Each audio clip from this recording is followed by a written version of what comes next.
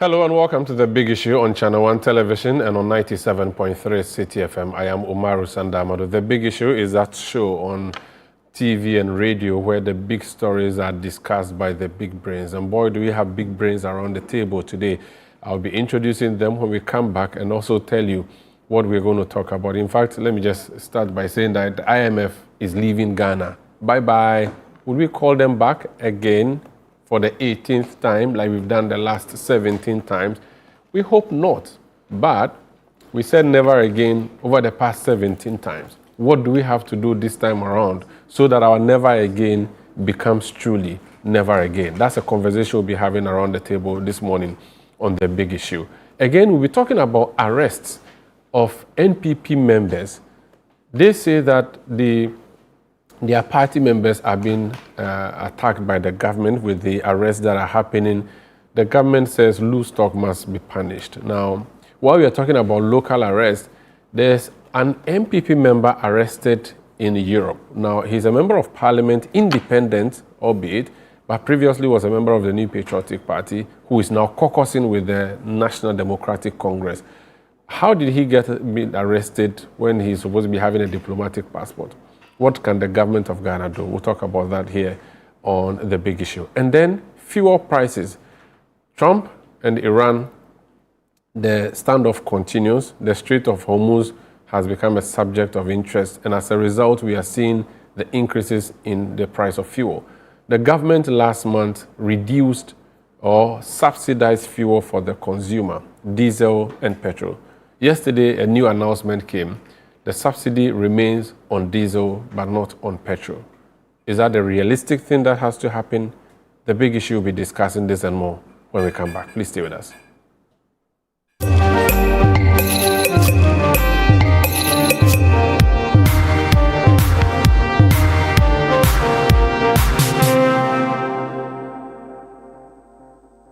Watching DSTV means getting the TV you love, but staying connected means getting something extra.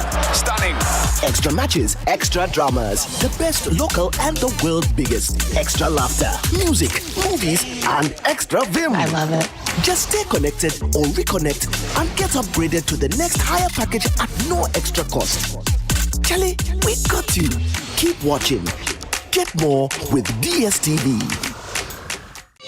Turn up your sound experience with the We Hear speakers by Lovi. From the sleek We Hear 1 to the powerful We Hear 2. And now the premium We Hear Pro. Fully endorsed by Kylian Mbappe. This is not just a speaker, it's a flexible, high-performance outdoor Bluetooth speaker built to bring your music to life anywhere. With up to 100 watts of music power, you get bold, immersive sound wherever you go. All available in stylish standout colors. Now the good news. From April 20th to May 20th, grab yours at a special discounted price. The We Hear 1 now at 400 Ghana cedis, the We Hear 2 at 900 Ghana cedis, and the premium We Hear Pro now as 3,800 Ghana cedis. Don't miss out. Call 020-195-7739 or pick up at the Atlantic Towers. You can also grab yours at Orange FM Kumasi, Plus FM, or 3 Music TV in Accra. Number 12 of Funya Street at Belengpe. Don't miss out on this special discounted offer. It's the We Hear promo powered by Lovi. We Hear, feel the power, hear the difference.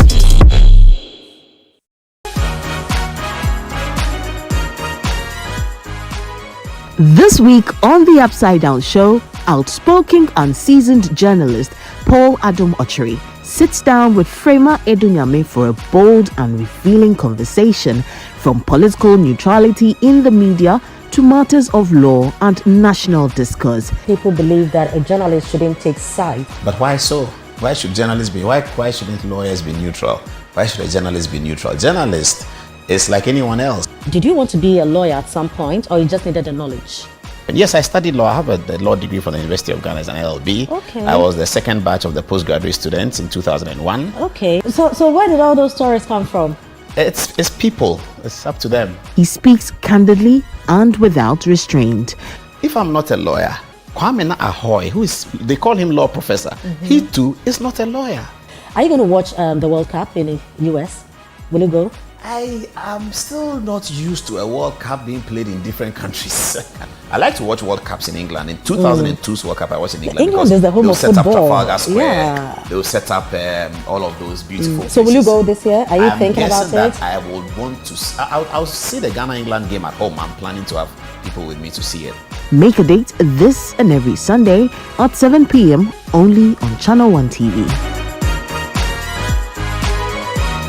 Family pressure can feel heavy, especially when love comes wrapped in expectations.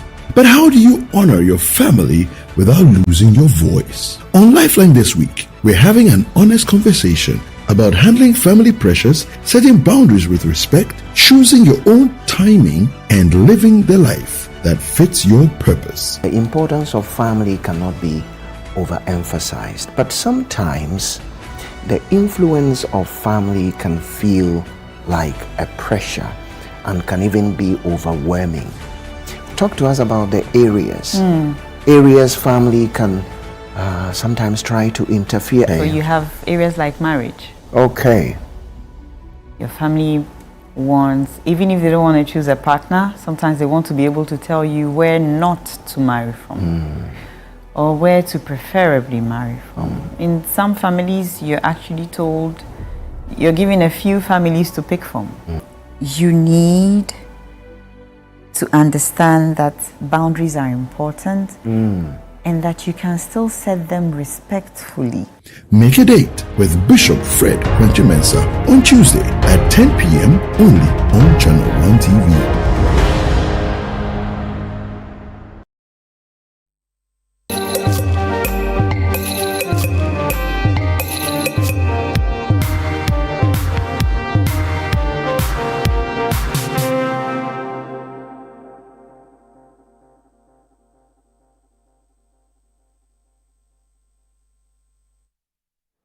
You're welcome. This is a big issue on 97.3 City FM and on Channel 1 Television. If you want to send messages to the show, the WhatsApp number is 0539 986 996. 0539 986 996. And if you want to send, okay, in fact, that's one number. There's a second number, 0204 447 033. 020 444 7033. And on Twitter, now known as X, you can mention me at Umaru Sanda or at City973, and the world will get to know what your views on the big stories of the week are.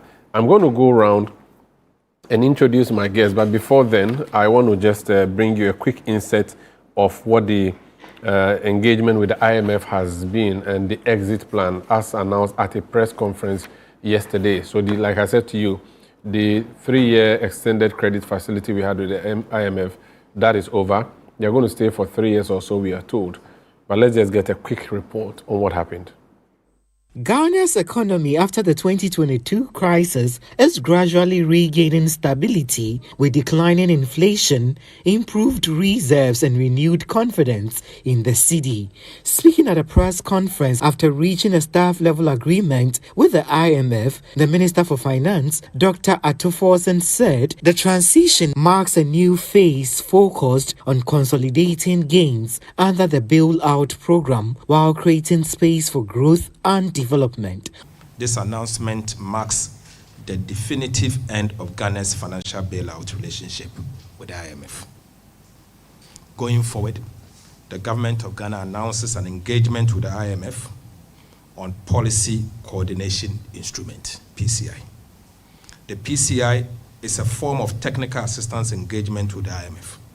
It is a non-financing instrument designed to help countries implement economic reforms and signal commitment to policies that the financial market will be very comfortable with. For his part, the IMF mission chief to Ghana, Dr. Ruben Atoyan, commended the government for the gains made in stabilizing the economy, but urged authorities to sustain fiscal discipline. Despite fiscal consolidation, what is very impressive, growth has been very strong and even stronger than what we expected, supported by broad-based private sector recovery and robust exports. These outcomes reflect determined policy implementation and progress in debt restructuring. and they mark an important turning point for the Ghanaian economy. As stability takes hold, our engagement is shifting beyond the ECF towards sustaining reforms and building resilience. We have reached staff-level agreement on the 36-month PCI.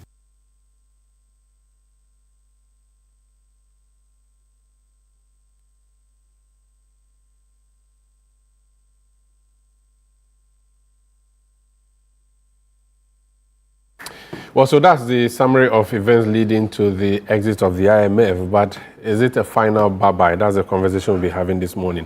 Let me go around and introduce my panelists in studio this morning. Facing me directly in a very, very clear mismatch is Joe Jackson, Tema-based Joe Jackson, CEO of Delex Finance. Joe, morning. Good morning. How are you doing? I'm good shape. Good shape. I'm happy with myself. In fact, as I introduce you, there's something I want to quickly ask your view on. Last week, the UK went to elect to the polls at, just local level, and the governing party's people lost massively, and there's a call for him to be removed or for the Prime Minister to go. It's almost like Assemblyman lose election, you say John Mahama to resign. Mm-hmm. It looks like they are midterm kind of election. They do it in the US, the UK, they do it. We don't do it. Mahama is 15 months into office. Should we start thinking of a midterm kind of election where we used to gauge the mood, where the people say they are not happy, we can start asking the leader to go? Just a comment on that as I introduce you. I think that it won't work in this country. It won't work. The kind of president we have is all powerful. Is all powerful. Yeah, but the UK Prime Minister is powerful, and if not half as powerful as not even half. Okay. As powerful as the President of Ghana. Okay. Who appoints everybody, including assembly members. Everybody. Yeah. So it won't work. First of all, it won't be an even good judge of whether we appreciate what he's doing or not, or what she is doing or not. Okay. So I don't think it will work in this part of town. Okay. Lamtig Apanga is Deputy CEO of the Gaming Commission. Good morning. Good morning, my brother. You're from Upper East. Apanga sounds Upper Absolutely. East. Which part? Nabdam. Oh, okay. Yes. Okay. How are you doing? Very well. Good. Very well. What's your view on these two? Should we have a means of measuring government's midterm, or we should just do our 4 years quietly and go? It will bring into question an issue of stability, because you are likely to create some instability issues if you start midterm wanting to gauge the performance of government and subject it to a change or stay situation. And don't forget that some policies that government introduce may need a longer period to be able to see the effect, to assess it properly. And so if you have a midterm, what would even be the midterm? Would it be 2 years, or be in 1.5 years, or would it be in the third year? And so I think we should maintain what we have and keep the consistency. What's important is that we don't have institutions that are very stable without the hands of the executive involved. And so if you start introducing some of these things, don't forget that CEOs, boards, and other institutions will be destabilized because they are all hanging on the executive. And so I don't think it can work well in our system. Very well. Yes. Toma Emi here is someone I have not seen in 100 years. He's a financial analyst and plenty other things. Toma, are you still a journalist? Yes, I am. You write for newspaper? Which newspaper? Oh, I write for Economic Times newspaper. I'm still editor-in-chief of Corporate Garden magazine, my regular job. I also edit Economic Times. The publisher died, died, and I contribute to Business Post online.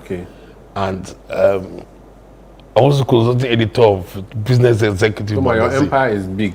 You've been paying plenty tax. It's just little things here and there. When I first started hosting The Big Issue in 2015, Toma was one of my regular, and the late Sidney Kingsley Hayford, may God bless you. So, Toma, what do you make of midterm elections? Do you think we should do something like that? Actually, I don't support it. Suffering. I don't support it. The reason why is that, you see, one of the problems we have in our politics is our willingness to pander to populism for the sake of winning votes. Now you have a 4-year span, so at least it gives the chance to government to do the right thing for the least for the first 3 years. But also give the government a chance to mess up for 4 years. So cut it in the middle. Well, it works both ways. It works both ways. But I think that you shouldn't find a government guilty of the sin before it has committed the sin. Okay. So we have to assume that the people you are voting in will try to do the right thing. But if 2 years down the line, they are going to risk losing some level of power, even though they are trying to do the right thing, then they will just do the wrong thing and get people to vote for them. Because I keep saying that the part of our problem is the electorate, not the governors. They want to collect the money, not the electorate wants everything cheap, fast. Even things we can't afford. That's one of the reasons why we borrow so much. And it's happening in student politics now. There you go. Crazier. There you go. See. Let me bring in Senyo Hosi. Senyo Hosi finished Tema Secondary School in 1997. I mean, 6 years before I entered Tema Secondary School. I think he's the first CEO of the Chamber of Bulk Oil Distributing Companies, and he's now the Chief Executive of Cleve and Tove, managing finance matters. Senyo Hosi, you're welcome. Amongst others, thank you very much. How are you doing? It's always a pleasure to be with you, and you look great. Thank you. Thank you. You look great, very colorful.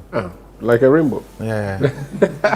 What do you make of the midterm thing that is beleaguering Keir Starmer in the UK? Should we have I something violently disagree with everybody on the panel on this matter. Violently, because we should do it. It has to be very violent, otherwise the 3-1 will not help. So I have to find a way to make it match. You know, I don't think Joe holds that position absolutely, but he's doing it because of context of that's why you made a reference to the current political framework we have.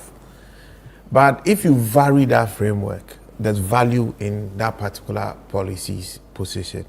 You know, in the UK and also in the US, there's relative policy independence and economic independence relatively, with every single, in the US to be what, the states in the UK have forgotten what they have. So all these people who are being voted in and out, relatively, those particular groups have councils and governance institutions that have relative independence.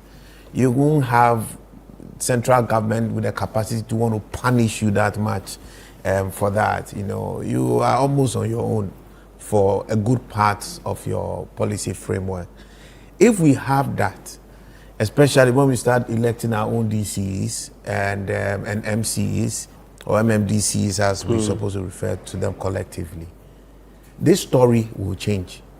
We should be able to have governments and political actors held account a lot more frequently than we currently do, because it's not the whole country going for an election. We have to remember that. It also helps us pace our spending on elections. It also helps us structure other policy interventions that may be up for review and for discourse. But is it not so that really helps. Is it not unnecessarily disruptive? Because the guy was given a mandate. Before he could even say Jack, some assemblyman goes to lose election in some county in the northern part of UK, and they say he should go. Look, I mean, okay, so there are two sides to this conversation. So conservatives have been in power for 15 years or 14 years. Within the last 5 years, they've changed prime ministers 5 times. One country, 5 leaders, 5 years. Why? You have to change. You see, they have a parliamentary system. We don't. We have a presidential system. Yeah. But the idea of having some kind of election in between midterm elections, as somebody would call them, is also similar in the presidential environment in the US. Yes. But that is applied in a different way. You know, you don't have that situation removing the president. So if it has to do with what's happened to Keir Starmer, I mean, it's central policy shapes the temperature and the citizenry's sensitivities of a given time. Okay. So if you're not leading in a certain way, I mean, it's fair for people sitting who are feeling it in Jolukope to be able to react to it You know, but And if to you help are going to react to it and you realize that if you don't vote for the president will make sure they punish you, then you have a problem. And that is the reason why it won't work in Ghana today. That's but the moment we shift it and create a bit of economic and policy independence at that lower level, this will be very, very good and instructive. Well. Let me say that I will be joined by Richard Ahiagba of the NPP, Director of Communication, and Duncan Amwa, Executive Director of COPEC, later on the show. But let me set the ball rolling now. IMF has said goodbye. I want to start with Joe Jackson. Joe, I'm sure when we went to IMF, I interviewed you on Eyewitness News. That was 2022, when we finally declared, after a lot of Koka, Kenoforiata announced that we are going to IMF. And we started the countdown 17 times. We have been reckless. We have been irresponsible. We have essentially mismanaged our economy, so we're going to bring a class prefect to hold a cane over our head, or a housemaster. He has been around for 3 years. Have we felt positive impact of the presence of IMF truly? And what does this exit mean? And when we're done with this, I'll come around again and ask, how do we not go back to the IMF? So let's start the ball rolling. First of all, what kind of exit are we talking about? It's not a graduation. If I were to give you an analogy, I'm diabetic. That's true. And I go on a sugar eating binge and I fall into trouble. So I'm admitted in the intensive care unit of a hospital. ICU. 2022. After some time, the doctor says, you can come out of the intensive care unit and come into the ward. Now you come into the ward, and because I'm in the ward and somebody's making sure I take my medicine on time. Somebody is making sure that I only eat the food that is available in the hospital. All of a sudden, you are fine. My numbers look good. And they look so good that the doctor says, go home and sin no more. And maintain the routine. So, have I stopped being diabetic? No. The key is this. If I go home, will I maintain the routine? Otherwise, sooner or later, I'm going to be back in the hospital if I go on a cake eating, ice cream eating, alcohol, beer drinking binge. Please, don't touch her beer. You go. You know what they say? Every shade has its owner. So that's no problem. but the point is this. All that has been declared is that under strict supervision, you are well enough to go home. Are you going to maintain the behavior when you go home? So that's the crux of what has happened. The crux of the matter. And the interesting part is this. So I say to the doctor, doctor, you know what? I'll go home, but can you give me a nurse to keep coming to my house every week to come and check whether I'm behaving or not? A male or female nurse, just out of curiosity. In your circumstance. You see, I also flip it. That in these days, in this world, male or female is all trouble. Okay. But the point is this. So that nurse said, and the doctor says, okay, we negotiated. The doctor says, keep the nurse coming for 3 years. And let's have the nurse sign an agreement that the nurse will come and be checking your blood sugar levels and be checking what you have eaten, so that you may have somebody acting as an accountability partner for you to behave. So it's okay to exit the IMF. First of all, there's no bye-bye business in it. There's no bye business in it. Is this a matter of time? All we have done is that the doctor said go home. Yeah, so you say bye and walk out of the ward. But if you walk out of the ward, you see what I'm saying, if you walk out of the ward and you go on a beer drinking.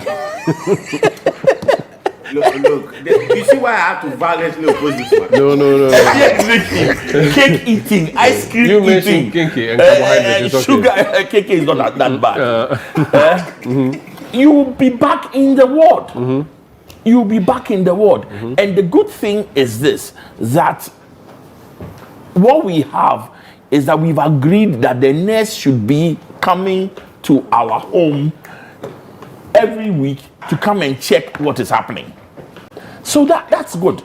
So when you say that we have exited, I say we are okay for now. We are okay for now. But whether we will continue to be okay, whether it will be truly a bye-bye to the hospital, it's a completely different conversation. Should we be happy that we are good enough to go home? Yes. We are getting out of the crisis. We have taken our medicines. We have taken the right diet. But right now, that's a new phase.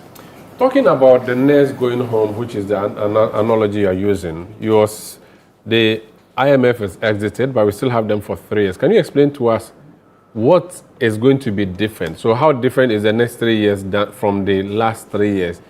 Is it that, okay, so what are they going to do differently that they were not doing the past 3 years under this extended 3 years agreement? When we needed to intensive care, right? We were given money. Okay. So all we have done is that we've exited the IMF with financing. This time there's not going to be any money coming as so no budgetary support. No budgetary support. No money coming in. What's going to happen is that they're going to be sitting there, coming every few months like they've been doing, to see how are you doing. There's no money. Now, also the control they have is looser than what it was before. Before it was because I'm giving you money. So I'll see how you spend it. I'm here to check. The agreement is that, my brother, you are broke. You are so broke, everybody is jostling you. I will give you money to help you get out of your problems. But we have to have an agreement that says how you behave. Okay. I've heard that the government is going to come with its own domestic program, like we had the Senchi thing some many years ago. Yes. If we're going to have our own domestic program after exiting IMF, why do we still need IMF around then? Because what if our domestic program does not marry what the IMF policy is? Let me tell you, in my opinion, my interpretation of what has happened. You see, there's going to be a lot of pressure on the government to spend. A lot of pressure, horrendous amount of pressure. IMF is gone. So don't give me this excuse about IMF again. All the government is doing is that don't let the IMF go away completely.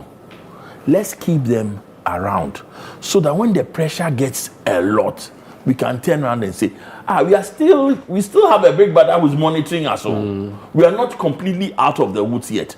So really, and that's the truth. Okay. We signed on to this because we want to be able to have a buffer against the pressure. 2, ultimately, we're going to be judged when we go to borrow outside. When the rating agencies look at us. And having the IMF in the background to confirm that you're doing the right thing will actually save us money. Okay. Let me bring in Thomas. Thomas, so does it mean that our books are squeaky clean now after the last 3 years of the IMF? Does it mean we are very good now as a country? No, our economy is not out of the woods. We are fine. No. We're not squeaky team. We are much better than we were about 24 months ago. But squeaky clean, no. You have a lot of debt falling due between 2027 and 2030 that we'll have to deal with. Okay. There is still pressure on the city because with all we have achieved or as look at achievements for the past 1.5 years, we are still as import dependent as we were the very day the current government entered power. You know, inflation is down, that one, yes, fine. All right? But right now, there are inflationary pressures from the global economy, but that we hope is fleeting. But nevertheless, the recovery we are experiencing is still very, very fragile. We have a long way to go. We have a long way to go. I just hope that we have learned some big lessons for not just what we went through recently, what we have kept going through over and over again. Because basically, Ghana's story is just a story of history repeating itself. We go to the IMF sorts us out. We become comfortable, they become complacent, reboot. Same thing happens all over again. Redo. That's what happens. Thomas, should we have extended the 3 years, or should we have said the 3 years should be in perpetuity? Should we have said that IMF stay with us forever because we are irresponsible on our own and keep giving us money all the time? Can we do that? Look, that is one way of going about it. But let me tell you the problems are. Look, in 2016, ahead of the 2016 elections, we were in the middle of an IMF program. Elections were coming, we abandoned the targets, we have been maintaining for the time we started that program. We abandoned them and lost them. A new government had to come and try to rectify the situation. Now, as I said, history repeats itself. In 2024, the party in power was reversed, but the same thing happens. For the time the IMF program they took us into, for the time we entered into it, they were keeping the targets. 2024 election year, even despite the fact that we were still trying to get money from the IMF.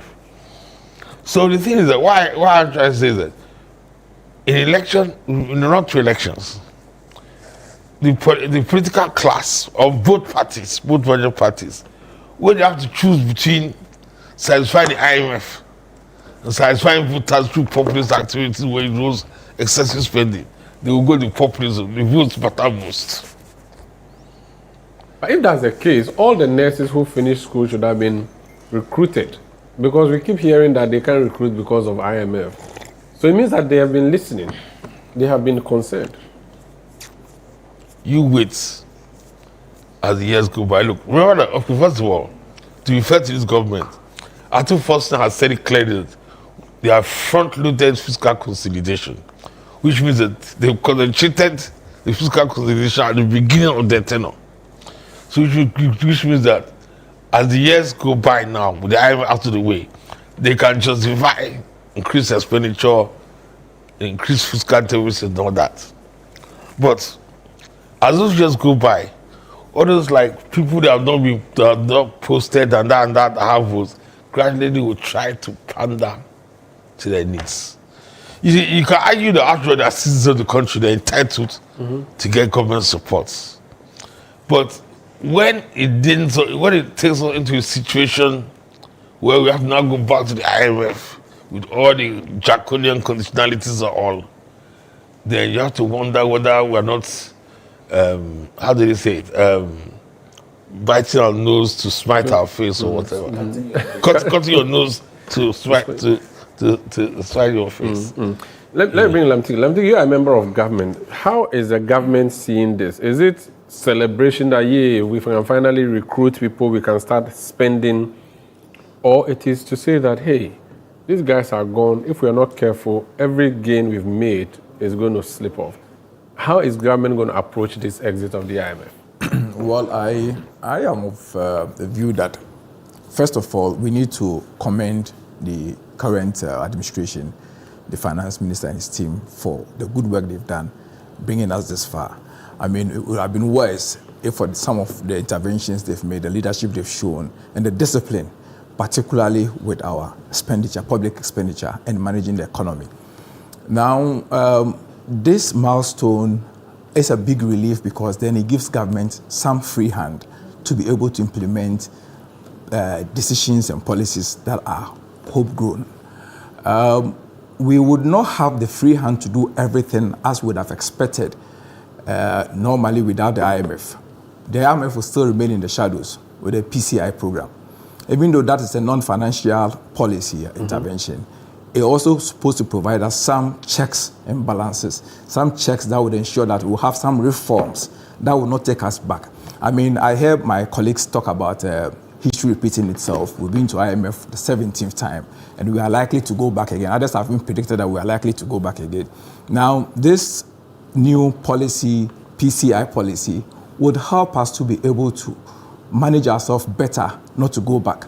Now, mind you, the period for the PCI program in itself, being 36 months, tells us that we can go beyond an election cycle. In the next 2 years, we'll be in an election year. But the PCI program runs beyond that period. I've seen an NPP member post that Mahama is afraid that he will get reckless, so he said the IMF should still stay around until he leaves office in 2029. I don't think it's a matter for Mahama's recklessness or otherwise. He has shown in the last year and a half that he's not reckless. The leadership have shown no sign of recklessness. But of course, we all appreciate that every election year will come with its own pressure. Pressure to ensure that you're able to bring in interventions that may help you to win an election and stay in power. But some of those pressures would affect the economy in general.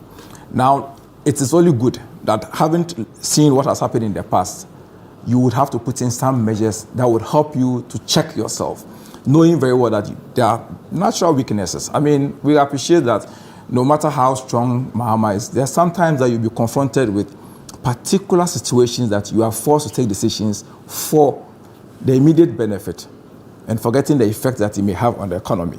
And so he would need to put some of those things, and that is why perhaps the PCI program is very important. I mean, I won't attribute it to recklessness of any leadership, but we all know our weaknesses, and therefore we need some of that to help us remain But are you not overly checking yourself? You are a government, you are supposed to spend. Now you are restricting yourself. If you don't, how do you deliver on everything you said you would deliver? And if you don't, that would affect you at the polls. So how do you manage self-checking versus going to get the votes in 2028? I think it's a balancing act.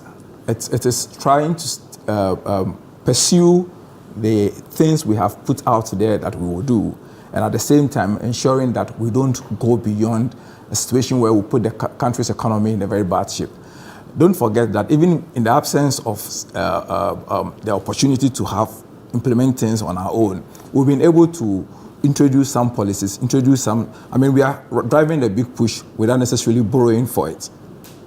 That is an indication that with proper discipline and good management, we can do better.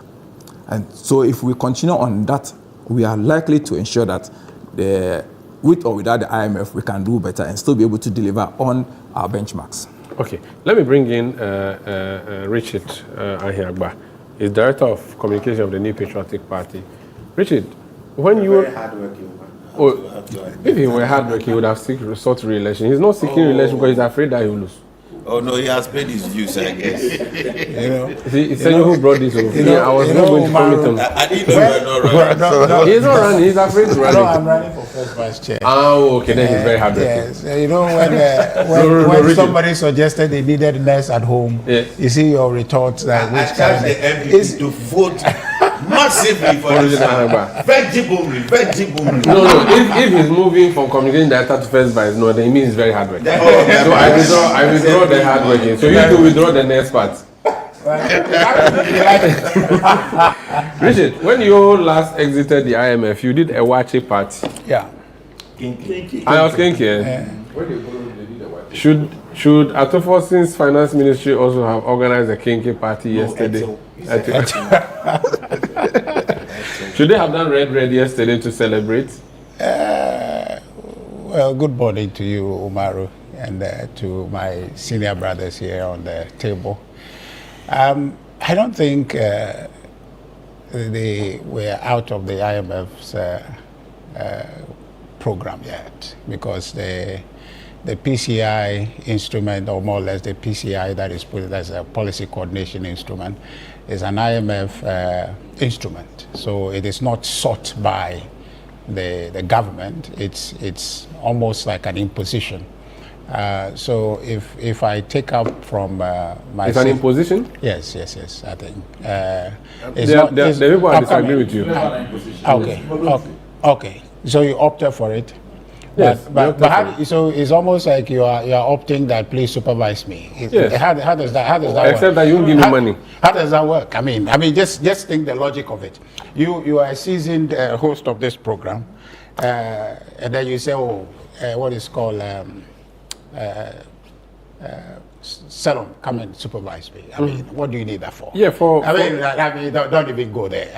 It doesn't make any sense. But the point we're saying is that, hold on. You said the man should not go. I'm saying that it doesn't make sense for Umaru to be asking. The question I ask, he knows why. You are a seasoned host of this program. The Salon is my boss. Salon trained me. Well, whatever the point is, you have graduated, because that is the impression they created. Okay. Right. I'm coming. Okay, hold on. So I'm picking up from the diabetes analogy he made. Mm-hmm. The numbers, as you said, don't look good. They look okay that you don't have episodes at the hospital. So you're okay, you can go home and manage the condition. So if you say they look good, it means like you're out of the woods. They are not so good, that's why you need a PCI. Okay. And then the nurse situation, which it is that you were saying, you didn't ask for the nurse. Because you needed a PCI, they say, well, we add the nurse, so the nurse will be supervising to make sure that you can keep up as you were keeping up in the hospital. Okay, so in this issue, it's a matter of fact. So I want to know, is it a matter of fact that PCI is imposed or is requested? And I want to hear from the finance people, because no, it's not a question of finance. It's just a question of instrument that you have, because they fear that there are issues with the program as you're exiting. Joe, is it an elective thing or an imposed thing? How does it work?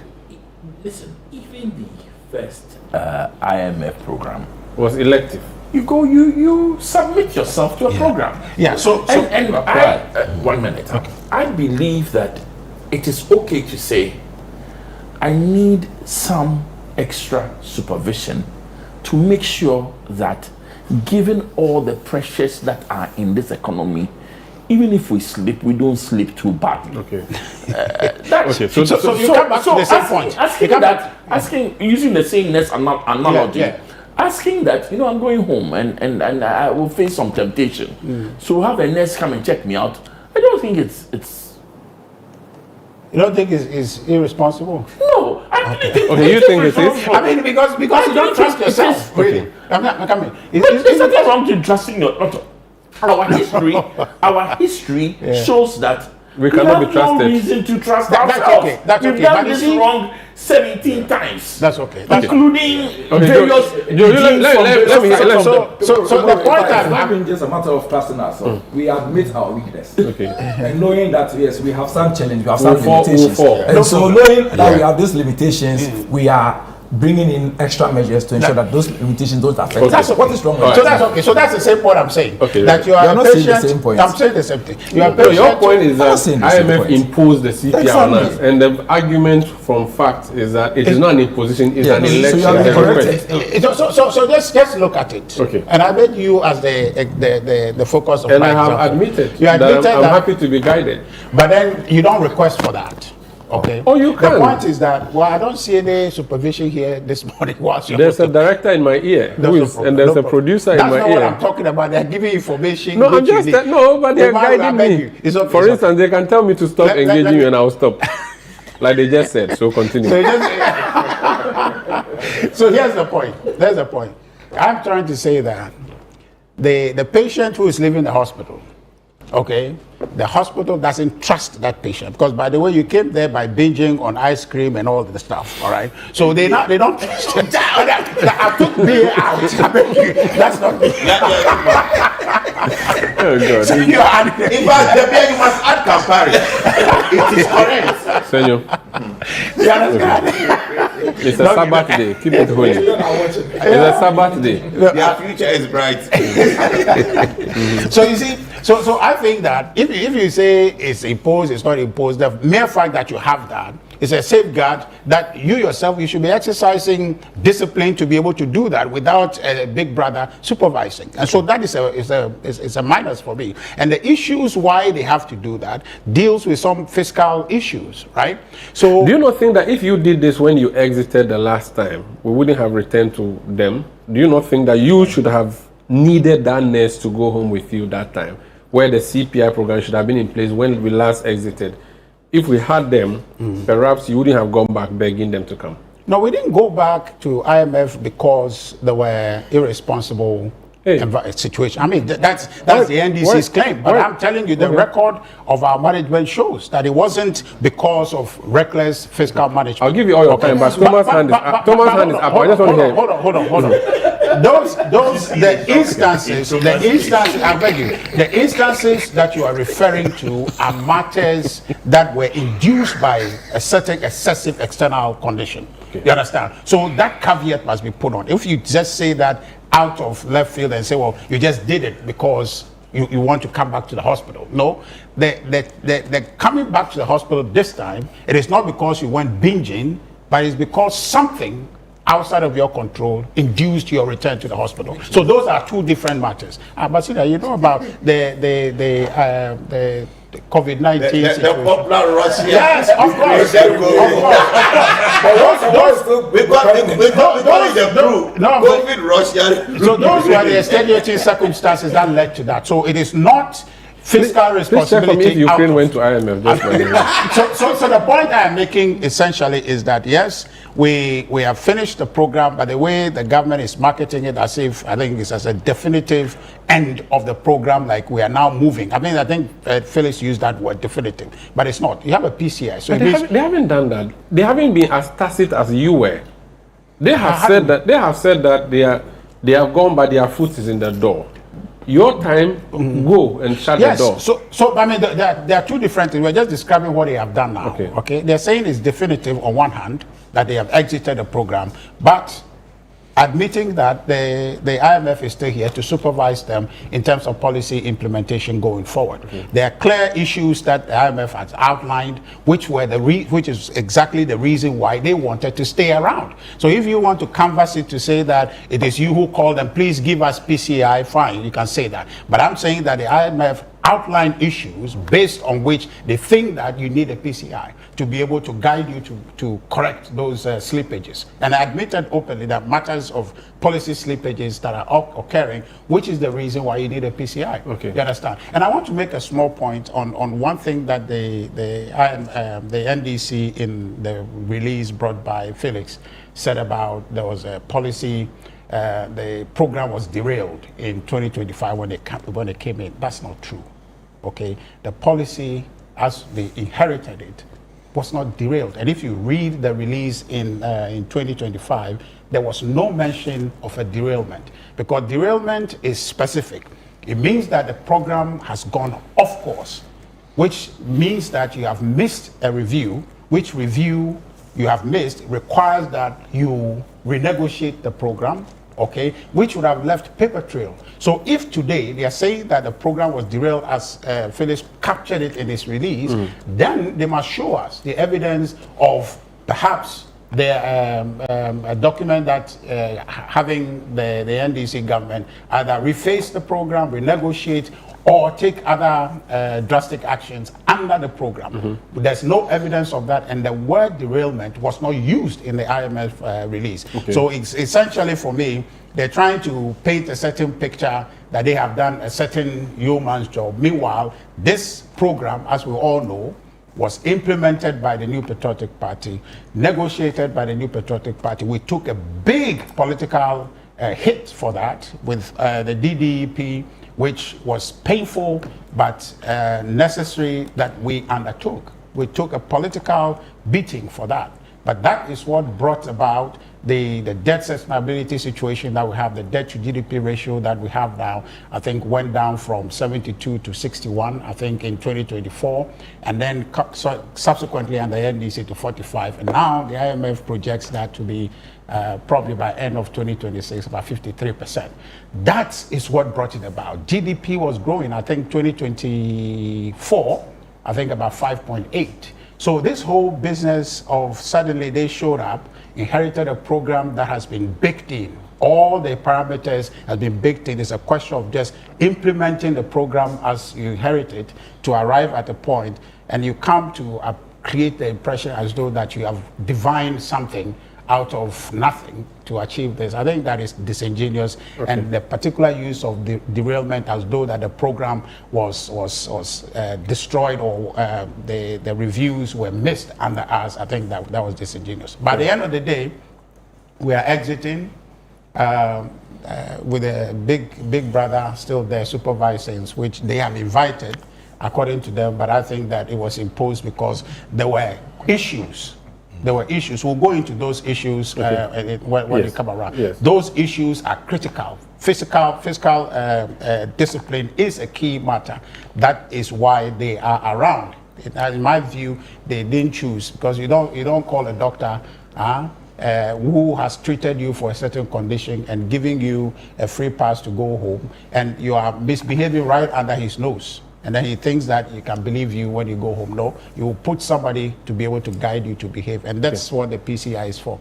So if you say it wasn't imposed and you chose it, it's the same thing. Because the doctor is still around. So Umaru, he started by saying Umaru, by saying it's an imposition, and he is corrected that this is voluntary.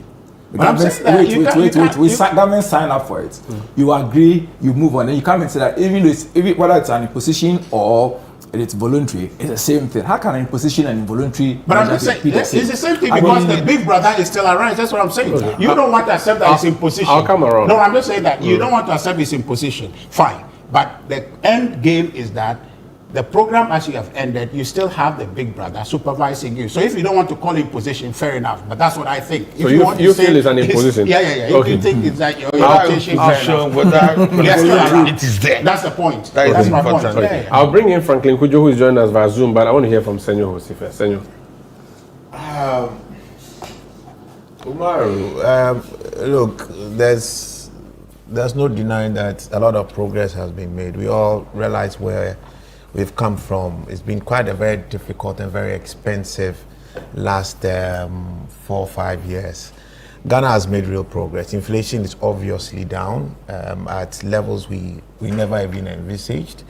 Our reserves are way stronger. We've moved from almost 5 days at the time of signing to now 6 months of import cover from our gross reserves perspective now. And we've also returned to a primary surplus, meaning we are seeing a lot more fiscal discipline on the part of our government. This clearly indicates that we are experiencing real stabilization. But we also have to be honest with ourselves. I shared a slide with you. If it can be put up, I'll be very, very, very grateful. Ghana has been under IMF financing for 38 years out of its, how old are we now? 69 years. Okay, so we've been under IMF financing and policy conditionalities for 38. Your pie chart is on the screen. More than half, and that's what you see. This is amazing. Out of this 38, 26 has been under our fourth republic, and that tells you what has happened and what democracy has also presented to us. It's very instructive when you see this particular screen. It tells you that this democracy has certain challenges. We've not been able to sustain macroeconomic stability for more than 2 years without IMF. Almost every time we get out of IMF, in 2 years, we are back. So we started with the structural adjustment program in the 80s, and since then we've been going. No, we started actually the first time I think was in 1966. Okay. Under Nkrumah, that's when we started. That was the first time. The first time we started. I think we did an be, and then before we started the extended credit facility, which is really the anchor of the interventions you get from IMF. So that's pure concessional funding. The ones we started were non-concessional facilities at the time. So we have made progress, but stability has been achieved, but stability is not sustainability. For which reason, this PCI for me is one of the most brilliant things that any of our governments under the Fourth Republic has done. I give Atufosin a lot of credit, and His Excellency the Presidency as well. They seem to have learned from their past mistakes quite well. And unfortunately for us as a country, they have also seemed to have perfected and learned well from the errors of the previous government and perfected the interventions. Like the Gold Board intervention is a perfection of the Gold Purchase Program that Dr. Baumia started. It perfectly, and we've done well. They've also seen the great mistakes from a Kenke party and realized that we can't be doing KK parties. And just in case you don't know, I just said that there was even a meeting held in the Ark, and there was a whole declaration of new independence. You understand? No, I'm just saying that it is great for us to start admitting our limitations and subjecting ourselves to policy frameworks that shape that. Because we all get excited at one point, and we all get bashing the whole IMF thing, only to realize that we shoot our own selves back in the foot. The PCI is practically somewhat what we ourselves subject ourselves to in a credit rating mechanism. It's a policy validation and credibility intervention. It is not an intervention that is necessarily to control us directly, because you still have a lot of flexibility. It's you saying, these are my policy options. This is my policy path. This policy path is what I commit to the economy. IMF's job here is to monitor that and actually effectively report that to the entire market.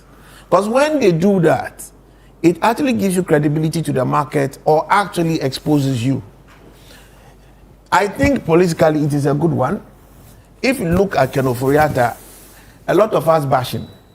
But in all honesty, Ken Ofori-Atta is not the only reason why we got into the problems in which we got into. He was under a lot of political pressure. After his own Kenke party, everybody felt that it was time for us to spend. And if we are all honest on this table, we all have friends in the government. They say IMF is going, we are going to start spending. We'll chop the money. Their politicians are rallying around together to think that to take us back into IMF.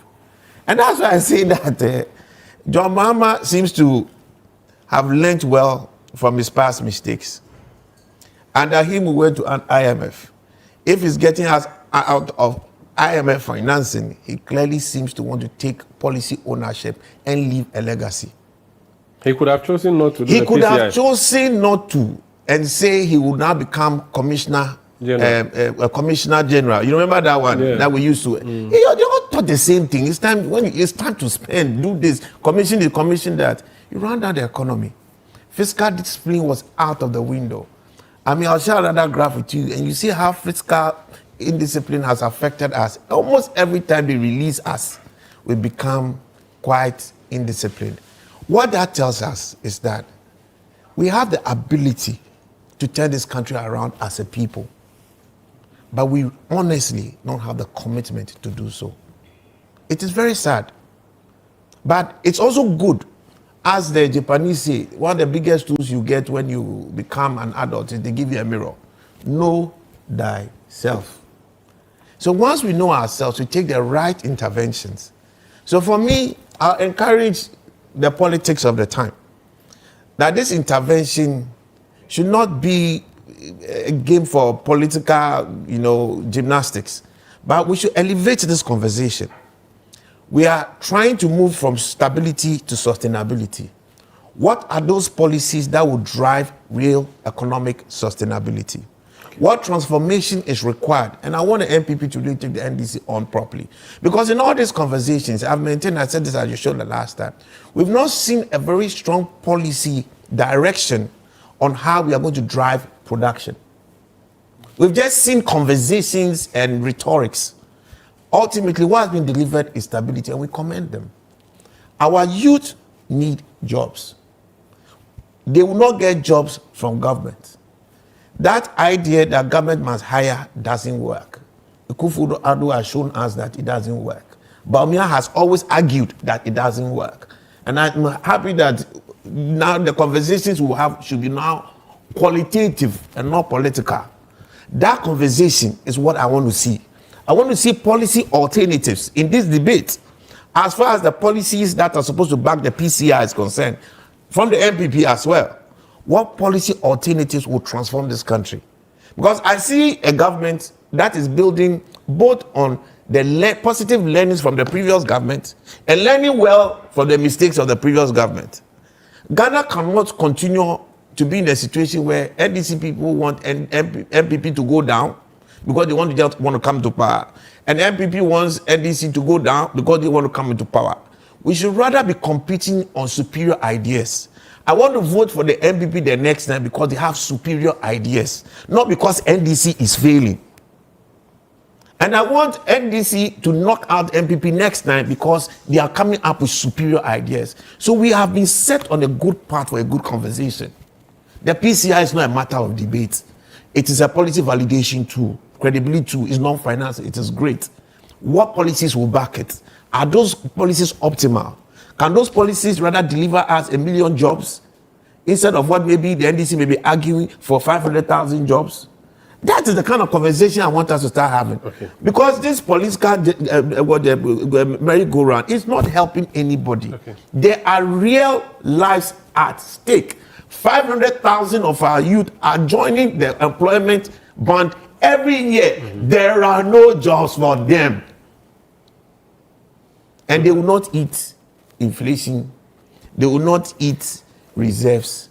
They will eat income. That's what they will do. What inflation and reserves have done is to create the platform for us to get productive. Okay. What is the path to productivity? That is the big question. Thank you. Senyor's big questions. Franklin Kojo, we were here when we went to IMF and came back and went and came back. We have left again, hopefully for the last time, or would it be one of many to come? Would you say we have learned some lessons the past 3 years, and the PCI that we self-imposed is a good guide, or it's a sign that we cannot trust ourselves? Well, good morning, my good brother. Good morning, my friends in the studio. If you can hear me, well, can you hear me? Yes, I can hear you. Beautiful. A lot has been rendered already, and I feel like there's maybe icing on the cake. There's a very brilliant question you asked, and to the extent that I think Senor and Jackson and almost everybody has basically tried to answer the question with some sort of speculation, right? So when I heard the minister say, "Look, I am going for an extended some sort of supervision, if you like, call it adult supervision," I was even thinking 24 months because I wanted I actually wanted 2 years, right? I don't know if you remember, I posted a post about 2 weeks ago saying that, look, we shouldn't rush to get out of the IMF, and there must be some adult supervision still in the room, simply because I cannot trust our politicians not to splurge as a result of exiting what they call prison. If for lack of a better word. Others had pinky parties, and as a senior said, I mean, all kinds of movements were had. Unfortunately, look, I think that fortunately, I should be saying that, sometimes you need to watch someone's demeanor when he speaks. Non-verbal communication is very important. I listen, I watch, I do quite carefully. And I'm asking myself, is his body language matching his reported speech? That, look, I want to be sure that I've done the right thing. I want to be sure that we don't get out and start pledging and then return after another 3 years to the fund. So I'm going to do this thing, self-imposed, what I call some sort of moniker, which sort of restricts me, so I can hide behind that and tell my fellow ministers that, hey, guys, we can't pledge. There's no way we can spend beyond our budget. So this is the where we've got to go. And as far as the president has his back, I think it's game over, really. So for me, the fundamental or the quickest, the shortest answer to the question you just asked, whether this is sustainable or this is, it's like, is that the humility with which the minister and his team actually decided to yield to this program must be commended. Because look at the indicators, compare them with the ones that our friends, our cousins on the other side basically left when they went back. It doesn't even match. But even then, they had a KK party and had all kinds of jamboree. They were not even humble enough. In fact, they jumped off early and renegotiated it, promised more, structural changes. They only 70% of the structural shift the NPP promised after renegotiating the IMF did not come to pass. That was one of the reasons why they started faltering from 2019. Don't forget about what everybody tells you. In any case, so I'm just saying that I should forget that there was an international intervention that forced them to go to the IMF, like Richard Ahagba has just explained. That the numbers were looking good from 2017. The numbers were looking good from 2017 through to 2019, 2020, when things just collapsed because of the external interventions. Yeah, but it's even those figures. On those 2017, 2018 figures were largely as a result of the investments NPP, NDC government had made already anyway. I mean, look, if you want to really decipher how the NPP started failing, look from 2018 going. When they started splurging, 1 million this, 1 million that, I mean, that's exactly where the progress started. New elections, biometric, everything. That's when they started losing the plot. Charlie, let's forget about that. Let's see. Listen. So what I'm trying to say here that the humility with which the current economic team decided that, look, even though we've achieved these things, we can go out there and borrow, right? I mean, they are not big back to come and collect money here and there, but they said, no, I want to be able to stay within. And this guy is saying that, Ato and his team is saying that they won't even go beyond elections. 36 months. Look, it's humbling enough, and for me, I feel even though it's not so, yeah, they can decide that okay, yeah, we decide we'll be part of it, but we can break we can break from the mold and then maybe do something later because it's not really, it's not so, how do I put it? It's not so draconian, right? But there are big humility to yield to this. Franklin, you are a social.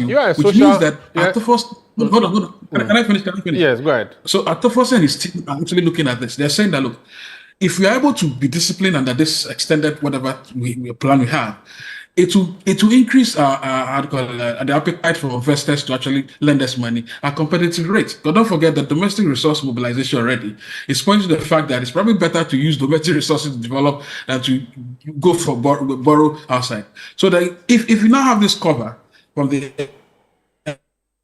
IMF, and the IMF says, oh, they are doing well. That's an additional, credibility that you can use and then draw more cash into the system. The government can use that to, as it were, spawn investment and open up the economy. While the domestic resources that are being mobilized will be left for the private sector to blossom. And I think this is a simple way of actually organizing the economy beyond big talk, beyond economic management team, this. Anyway, let me not get there. So look, this is a simple trick. Okay. It's a humbling trick, and frankly, I'm coming to you. It's important to make the point, but because you use the word a nice trick. You are a social media activist. There's something that happens on social media these days where this government is being called a settings government, and that what has just happened may well be settings and is not real. Is this PCI thing symbolic or is real? So that does it not look settings to you? Yeah, well, if you are confounded, you see, if you are not casting the mold of the person who is humble enough in order to admit that, look, you probably still need some supervision. You can say that. You can say this is settings. This is just comedy. Like we used to say when we were kids. This is not settings. I mean, you see the program, you sign up for it, and we can't tell the whole world that you signed this up, and then all of a sudden you can say, oh, it's settings. What is settings? Settings would have been that, okay, they actually signed up, and they started misbehaving immediately. I mean, that's when you say that, oh, it's settings. But on the face of it, it really cannot be settings. And by the way, don't be swayed by social media wayward commentary, by the way. Study the fact, pay fidelity to the fact. And I'm just saying that probably to add one more point. I think everybody everyone there has actually suggested. I think we need to be careful that in order to be sustainable, in order to sustain the gains we've made, we should also be watching the sectors of the economy that are draining the economy largely. I mean, I've been told. I think Senor, you remember, and Senor will back this up. By the way, if all these SOEs are losing this. But the state loses almost $2 billion annually spent on SOEs. Isn't it time to ask some of SOEs, I mean, merge some of them and do something about that? I mean, I don't understand. Divestiture Implementation Committee. Exactly. And lose $2 billion annually because of what, really? So Okay. I think we need to be careful going forward. And so all I can say by the way is that, look, I think this is sustainability is key, and the PCI is a great economic diplomacy masterstroke decision. I must also say that, look, if the government and the party people especially commit to this, then they would have avoided the settings that people are claiming this is what it is from ab initio.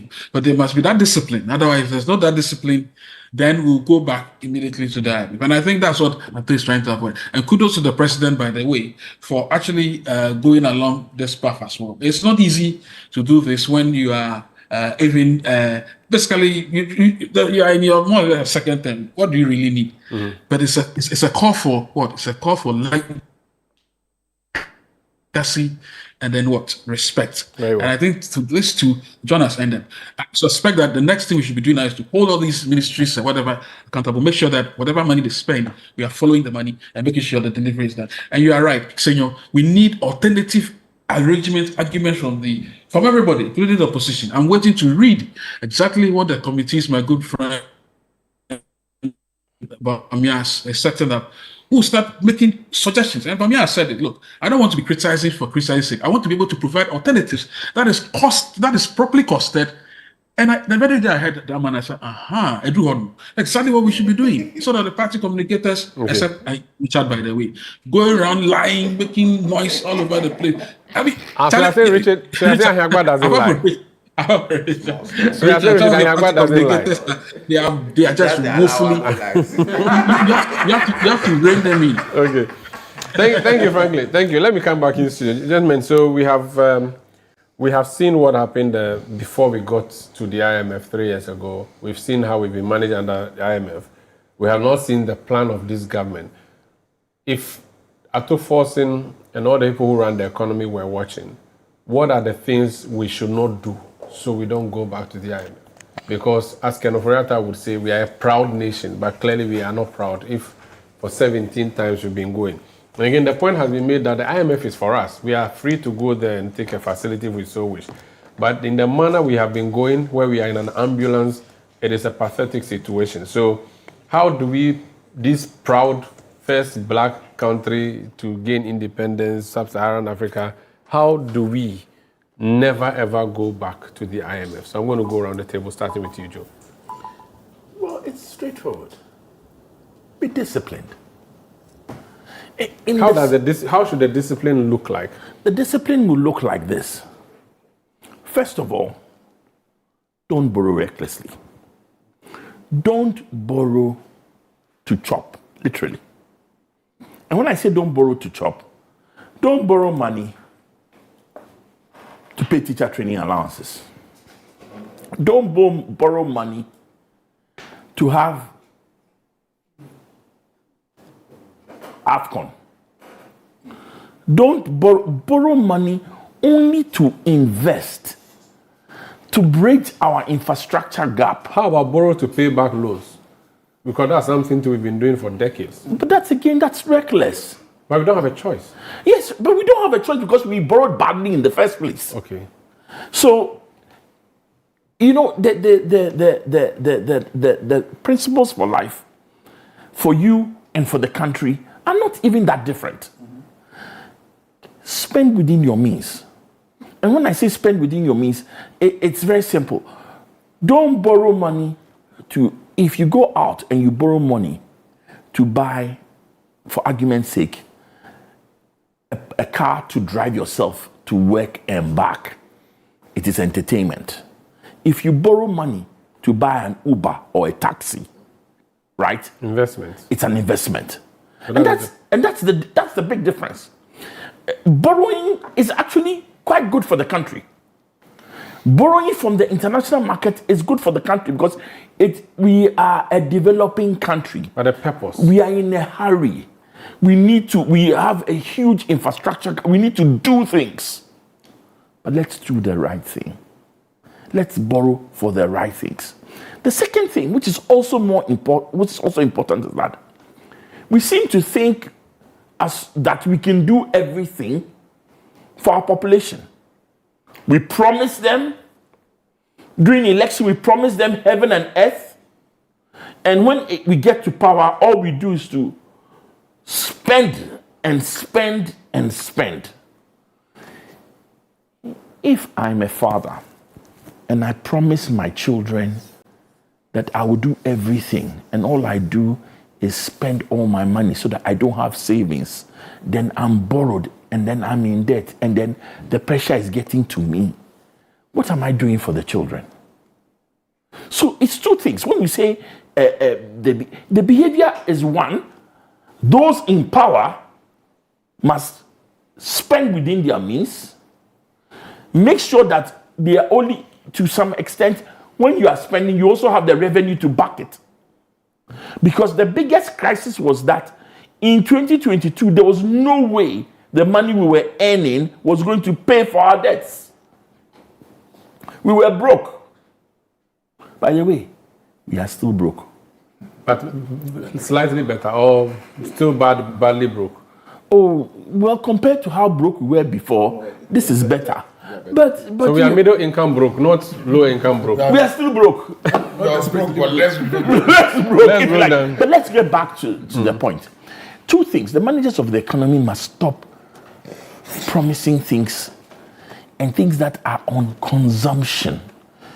You see, if you borrow money and all you do is that we carry this party to the nearest chop bar and splurge on fufu and buy beer for... Senor Husi. I didn't mention his name. But you looked at him. So if we borrow to construct a road and put a toll on it, it's okay? It is okay, with one small caveat. Okay. Let's make sure it is one of the more important roads in the country. Okay. There's because something about... There's roads that are important, and there are roads that... Not every road is important, but there are some, on the hierarchy of things, there's some roads that don't deliver as much value. How can we have a country, right, where we have produce stuck in Pasa? Yes. And the cost of transporting it to Accra, where there's a shortage, is so high that it is easier to bring it by ship from Thailand than to go to past Tamale and bring some rice. Yeah. What kind of logic is that? So fix the road. So obviously there's some roads that are more important than other roads. So when we say fix the roads, it's just don't come and fix any road, fix the right roads. Okay. Last night I had a conversation with Kweku Kwatin. He talked about the wage bill, the public wage bill. How do we deal with that? Because that also appears to be a huge chunk of the cost of keeping this country afloat. The wage bill is something that we need some bold negotiation with. We can't see it with the negotiation. We can't get it reduced. Because, listen, let me give you an example. We reduced our ministries. Yes. Did we reduce staff? No, they remained. They remained. You don't sack them. So what has happened now is that there are even staff who don't have a desk. Yeah. There are staff who don't have an assignment. There are big ministry buildings which have no policy minister heading them, so they are there. They are there. No, and they do practically nothing. Yeah. It is not going to be an easy conversation. It is not, but we cannot keep spending 40+% of all our revenue on wages. We just, Can't. But we have more people who are waiting to be employed, who are knocking at the door. So how do we deal with that The problem dilemma? is that the government should not promise employment. No, but the moment you admitted a student to the nursing training school, you have promised them employment in the next 3 or 4 years. The moment you employ a teacher, you've promised them employment. And when they come out, who says? They finish the school in 3 or 4 years, they have to go and work as a nurse or as a teacher. But when is the National Health Service the only place to employ nurses? Is the Ghana Teaching Service the only place to employ teachers? What would you send a teacher to? Farms? Agri? And the private schools? Yeah, but private schools, the man went to learn to be a teacher. Yeah, so so if you are a lecturer in Wisconsin, are you not a lecturer? You are, but government government cannot send graduating nurses into private schools. Why not? Why? The private school doesn't say they want teachers. Government, you have to. No. Create. You see, that's the problem. But there's a demand. Who pays for it? So the private sector pays for it. Listen, you have to unlock the demand. So that's been achieved right now. Must move to productivity. That's not what he said. Everybody, my organization employs national servicemen and women. Right? And you give them lunch. Very good. We do give them lunch. It's very important for them. But the key thing is this: don't I pay? You pay. Yes. And if my organization grew, I may even want more national service people. The challenge you government have, should create the environment for you to be able to absorb the people. That is all. That is all. Okay. And what we have. What if you ask and we are more efficient at deploying capital than the government? Oh, don't attack the government. It's a fact. Yeah, but not please. Are you relaxed? Let it be on record that on this point I do agree with Senor. Apart from the BSI. On the beer. No. On this point, on the beer matter, let me move on. So I'm moving around. I'm moving. So but let's be clear here. If you don't want to go back, it is not just a matter of stabilization. It is a matter of what are we transforming? What changes? There are rigidities in the system. There are so many things that we should be able to do better. Transform this economy, grow private sector, grow the that we are not doing. And if we don't do it, as sure as night follows day, there will be an 18th time. There's already 18, so you are talking about the 19th. No. 18th is halfway house. The PCI is 18. No, the PCI. I'm saying that we will go back, not just with PCI. We've done 18. We haven't done 18. We've done 17. You should see. Fine. Let's just say we don't want to get to 20. Let me. The RCF. You forgot the RCF. It was for 1 year. On a more serious note, unless we seek to transform this economy, unless we seek to get to the point where the government is not the center of everything we do, unless we get to understand that it is not the government's role to employ every single person that goes to the university, we are heading. So let's move to the NPP slogan of from taxation to production. Until then, problem will happen. I'm not into slogans. I'm into real change. Thomas, but that's a reality, though. I meant the reality side. But you didn't do it. It didn't happen. That's the problem. It's a policy. Yeah. It was a slogan. The man who said it, they should have allowed him to run your government. You won't be here. But it's a policy. No, but it's not implemented to say it's a slogan. It's a policy. Okay. I am the one who introduced taxation to production. I have withdrawn it. I have withdrawn it from. No, but it's a policy. What did you do with it? That's not the question. That's the question I'm asking you. What did you do with it? So it's not that will make it a policy. A policy then is a decision that you have put together. No, and you we say that that is a policy. All right, it's a different from what your political spin is. It's a policy. Richard, I'll come to you. Let me get here from Thomas. Could you give me the first perfect place to start? You see, all this talk we are talking about the IMF, we are not addressing the biggest issue we should be addressing, as Joe said, is transformation of the economy. The IMF is basically a balance of payments correction institution. The IMF's job basically is to make sure that our balance of payments is healthy enough for us to meet our external obligations, and that the government's fiscal books are kept balanced. All well and good. But you see, for those things to happen on a sustainable basis, you must have a sustainable economy. Now, an economy that imports everything and pays for it with gold, oil, and cocoa, which do not, and the only thing that price jobs there is cocoa. Oil doesn't give you jobs. Gold doesn't give you jobs. That is not a sustainable economy. That is not a sustainable economy. It is time we now look at what can give us the jobs,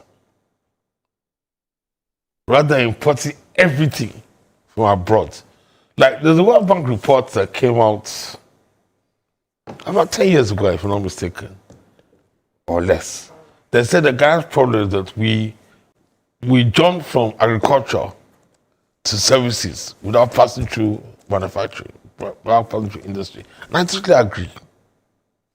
You see, agri can give you some jobs, yes. Services now is giving us jobs, but the productive capacity of an economy comes from industry. We don't get some. We don't have some. Until very recently, the only soft drinks we could buy in Ghana were imported, Coke, Fanta. Mm-hmm. But look at the potential there. Since now that a couple of local producers started producing soft drinks, you know how many locally made soft drinks manufacturers we don't have here? In fact, Coke and Fanta, the way things are going, very soon they'll close up. Because people are going for the other ones. Going for because they're cheaper. And they are creating jobs here. They are distributed at weddings. Now, Exactly. weddings, no more Coke and Fanta. You see, we need to change attitudes there. And, well, you see, it is not going to be easy. Let me give you this. I don't joke on sound I'm saying here. Look, if, Umaru, you and I will go to Joe. Joe is a commercial bank head of credit somewhere. He gives loans. Gives loans, okay? And but he's a wicked you guy. now go and say, you want to set up a poultry farm. A poultry farm. It's going to take 5 years for you to get the money to when you finish paying. Because you're going to get day old chicks and they're going to have to grow and get eggs and that. And our wife just looking at the proposal like, 5 years, we're going to get tied down. And I walk here and say, hey, Joe, I want to import frozen chicken. 180 days, you have your money. Give me the money, I import the frozen chicken, I have buyers ready. You get money, who do you think Joe's going to listen to? He will listen to you. Exactly. You see the problem. Now, we need to take some hard decisions. As much as I complain about, and Richard, with the avoidance of doubt, your government, I agree that there was issues with COVID and the Russia-Ukraine war, but there was a large amount of recklessness in management as well. There were a combination of all things. But there was one thing they brought, which I totally agreed with, but was shut down. When they wanted to restrict the imports of certain goods. Intestines of animals. And they wanted to now put some ceilings over time. And the opposition was that, no, it will increase the cost of those things here. I disagreed on that with the opposition. I supported government on the basis that, look, it's only when you do that and the price goes up that local people who are ready to produce local substitutes will now be able to present viable economic proposals for somebody to lend them money to set up local substitutes here. So you must go through the pain to get the rewards. It has to be deliberate government policy. Exactly. Supported. But what if it's not supported by everybody? That is the problem, because as I said earlier here, I said, look, when it comes to getting votes for the political class, nothing else matters nearly as much. When it's getting towards election there, they will do anything for votes. Yeah, and that Katie Hammond thing was during the election, so everybody was... So he wanted to ban intestines of animals. How dare he? So we need to look beyond just our fiscal deficits and exchange rate stability, and these are all very, very important things. Very well. Well, we need to go further and look at how we can increase our productive base, which now will give us jobs, which now will give us tax revenue, very well, which now will improve our fiscal position. That is the basics. It's not just about tinkering with fiscal and monetary KPIs. Do the basics. Thank you, Thomas. Yeah. Yes, Umaru, I think that one of the best steps that this government has taken, which shows that we're making efforts not to go back to the IMF, is signing up for the PCI. Okay. Because that in itself is some check that would help you to ensure that the policies, reforms, and steps you are taking will not take you back to a situation where you have to go back to IMF. And so for me, that is great leadership. And that is admitting that you have internal weaknesses and you need some external support to be able to take you out of it. I mean, some of our friends in the NPP may argue that, we are not out of the IMF completely. But it is one step to be out of the financial bailout program. And then the other step is to ensure that, okay, in order to sustain the gains we have made, let's bring in external support to help us cushion ourselves into the future. Now, we all agree that the economy would not bounce back to what it is without certain external support. We can't have a good economy if we don't have productivity increasing. And government cannot, on its own, drive productivity. Government cannot start setting up factories like what our friends earlier on tried doing by 1D, 1F, and we didn't see anything happen. Government can, at best, provide the infrastructure that would push private sector to bring capital at particular places. Government would have to drive roads, electricity, ensure that we have affordable and reliable electricity throughout so that productivity can be enhanced. Franklin said something about SOE. Should government get out of the business of doing business? I think over time, government should have to start reducing its involvement in doing business. I agree. Because we have observed that government has not been the best in managing businesses. Most SOEs have struggled. And a few times they have to rely on government bailouts, which clearly tells us that we cannot. But certain primary issues like water, electricity, roads should remain in the hands of government, particularly with water. Because apart from the issue of cheaper and affordability of water production, there's also a national security issue. You can't leave your water, which is a major social issue, in the hands of the private sector, where sometimes, if you are not careful, you could lead to some sabotage and some other issues. We tried with Aqua Vitens around many years ago. It didn't work out. So it clearly tells us that we are in trouble. And so for me, I think that there are lessons and there are clear signs that this government is learning from what has happened in the past. And there are also clear signs that the government has shown greater humility in admitting its weakness to be able to push forward into the next phase. I mean, we have to really, really get to a point where government will make it very friendly for people to set up universities, private schools, private hospitals, so that we can attract jobs for the nurses, the teachers, and other persons that we're producing. I mean, we can't continue churning out graduates every year and expect the government to absorb them. We are seeing problems with our wage bills. And if we don't manage the wage bills well, we are likely to have challenges going forward.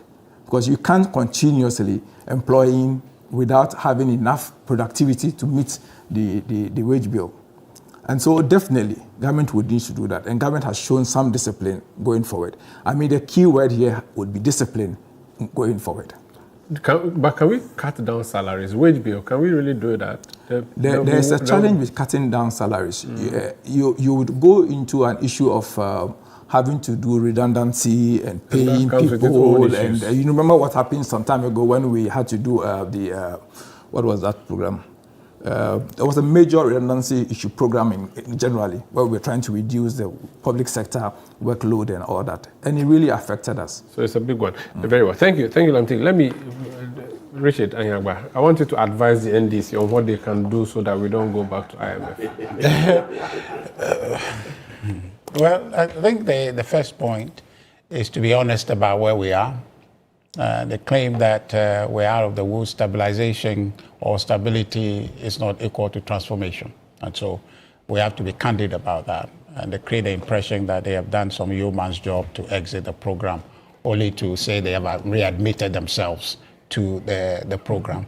The PCI is not that simplistic. We have to wait and see once they sign it what the conditionalities are, because it goes with conditionalities. Even though it's non-financing, it goes with conditionalities. There are reviews that would have to take place. And once you sign it, it signals the market that there is some discipline there. The whole IMF business is not because the things that we are doing or the policies that we're implementing are policies that they draw from heaven. These are policies that we've been playing with all along. The only thing is that somebody sees credibility behind you with the IMF standing. And so the reason they need to be modest in accepting we're exiting this thing is that the IMF is still here. And because of that, they have some market credibility. Okay, investors have confidence that, okay, the IMF is there, so there will be some discipline. This reviews signals to the market what your discipline is in terms of fiscal management and monetary policy. So we need to then, first of all, ensure that whatever the program becomes, we operate by it. We cannot willy-nilly say we are exiting it. Once you sign it, you have to be in it. You have to abide by the terms of it, the conditionalities, and execute it to the letter, to the 36-month that you have signed. So the reality is we have not exited the IMF program. The NDC has signed a new IMF program, essentially, except we're not getting money for it, but it is an IMF program that we're in. Now, the difficulty for me, because there's commitments that they are going to make, and we have to see what the conditionalities are. The conversation around here is driving toward how we become productive. Because what growth we have seen so far has been a jobless growth. There's no jobs being created. So much to the point the president has to add about 670,000 non-existing jobs that he haven't created to make it over 1 million. They've created about 330,000, most of which are temporary jobs. That's what it is, right? No. The material advice. The material advice is that be modest, acknowledge, and then let's work together. So it's been a jobless economy. Now, how do you move forward if you must create job, if you have become productive, create the environment? Introduce a NAPCO. Well, that's your word to them. No, that's it's my a advice. good thing because you know. You appreciate your difficulty in giving us advice. So no. The advice I told you in material one is have to be modest. But see, the thing about job creation, how do they do that? Yes, you see, it's important because youth unemployment is about 32%. 32% nationally, but in the capital about 49% or more. Right? So job creation cannot be politicized. It's one thing that they must deliver on. Already they've lied to us about 24-hour economy, which everybody is still... They haven't lied. They just started the marketing as a service. They are commissioning of 24-hour markets. You didn't promise a law. You say 133. How is 133 law? But if you don't have an... I don't know where you are coming from. But they are doing that DVLA and they've started a market. You should have brought Sami here. Sami should be sitting there. So I can look at his face and tell him that was it building a policy he promised us when he wore the T-shirt and say 133. I want Sami to sit there. So you don't just Sami Jenfi I'm talking. But he's busy fixing your CD problems for you. No. He's doing you know the CD had depreciated this year almost about 8% to date. Yeah, but without his interventions at the gold board, and is the reason why your good people are increasing fuel. One of the reasons why they're increasing fuel. But I'm coming. The point is the point is that the advice has finished. The point is that the key thing for us is that we must create opportunities. But how do you do that even under this program? Because you have to be fiscally disciplined. So the investments that government must make, government spending actually stimulates the economy. But because of this, consolidation and adjustments and all of that, it's difficult for government to spend. And whatever room the government has now, based on the achievements under the program, the fiscal rooms have been created, the government must be strategic in investing that to create opportunities in the economy where we can create jobs. Otherwise, we are going to just be here where you have a major program like Feed Ghana, where you're supposed to be creating jobs. They're not investing in the thing. Whereupon you go to Burkina Faso and beg them to sell tomatoes for you when you have a program, okay, to increase production on that front. But they're doing chicken. But you know that chicken matter. You know what is happening with it? People are cooking the chicken, they are eating it. Oh, how? I'm telling you. How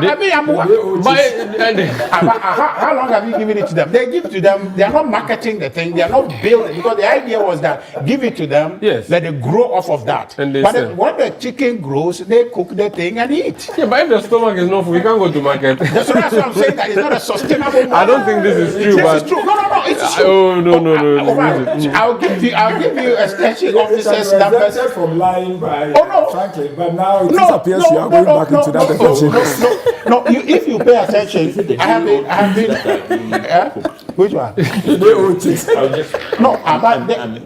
when they give, you didn't hear what I said. I said when they give to them, they raise them. When they grow, they just eat them. Because they don't. The idea was for them to be able to sell and become business out of that, right? Grow a business out of that. So why but they don't have a system. Even some of them. Yes, but why are they eating them? Is it because there are no markets for sale, or they are simply hungry, or they don't want to do chicken business? Why are they eating the chickens? Maybe you have to interview some of them. No, but you are the one who saw it.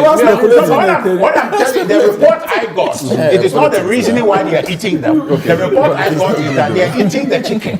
When they grow up, they're just cooking and eating. Fine, but if you look at it from the outside, it's also good protein. No problem. Yeah. So if they're just good, they should give all of us, because all of us need protein. But they said everybody who wants to come for it. NDC apparat chicks. No. Do you know who shared the chicken? Who shared? The DCs. Hold on. See, so what are you talking about? The district director of Agric is a public official. Come on. But you gave it to the DC. Come on. DC don't share. I'm saying they gave it to them. You are saying things you don't know. They work through the Agric officers at the district level. I'm telling you that I've spoken to Agric district directors. They didn't share the thing. It's the DC who shared the thing. Did you apply for day-old chicks and they didn't give you? Huh? Did you apply that you wanted some and they give you? I didn't apply. Do you know anybody who applied and who didn't get? Because they are NPP. I'm telling you that. These day-old chicks, they didn't give it to the district directors of Agric. They gave it to the DC. They gave it to the DCEs. For sharing to everybody. But they are not supposed to be the ones sharing the thing. It's the district director of Agric. But so they gave it to the DCE so they can share it to their people. That's the point I'm making. And the people they are giving it to are not Agric conscious. They are not interested in raising chicken. So when they raise them, they eat them. That's it. So they are not selling them. So the idea that you want to advise the NDC. Now this is what you are doing. So Richard, I have advice to the government so we don't go back to IMF is that stop eating the African. You say that. You brought that. I'm saying that. Even that is not a sustainable model. Okay. So if you want to be providing protein for people, it's not sustainable because you buy chicken give it to people. Okay. So what I'm saying is that a sustainable way to do this is to be strategic in investing the fiscal room that we have, invested in productive sectors so that the economy can grow, produce, and create job opportunities. Question, how should they deal with the backlog of nurses and teachers you left for them? People you didn't employ from 2021, 2022. Well, that's not exactly accurate. So it's accurate. So many nurses who finished school. In fact, as recently as yesterday. You don't even know what I say is not accurate. No, you said a number of things. I made a statement. You said it's not accurate. No, you said that the nurses we have left behind. Unrecruited. But I'm saying it's not accurate. Not that you are wrong. It's not accurate to the extent that we left. We actually recruited the ones they left. So when we have recruited the ones they left, what we have left is a product of you dealt with their backlog. Exactly. So they should also so deal it with cannot their be backlog. us who left it. No, you left it. But no, we inherited a problem. We dealt with it and got to a point. If they hadn't left they shifted the program. You kick the can ahead. Hold on. No. So you kick the can ahead. If they hadn't leave what they left for us, there will be no nurse sitting at home now unemployed when we handed over. Well. So how should they deal with them now? Well, that's a way they have to look at it now. The fiscal room they have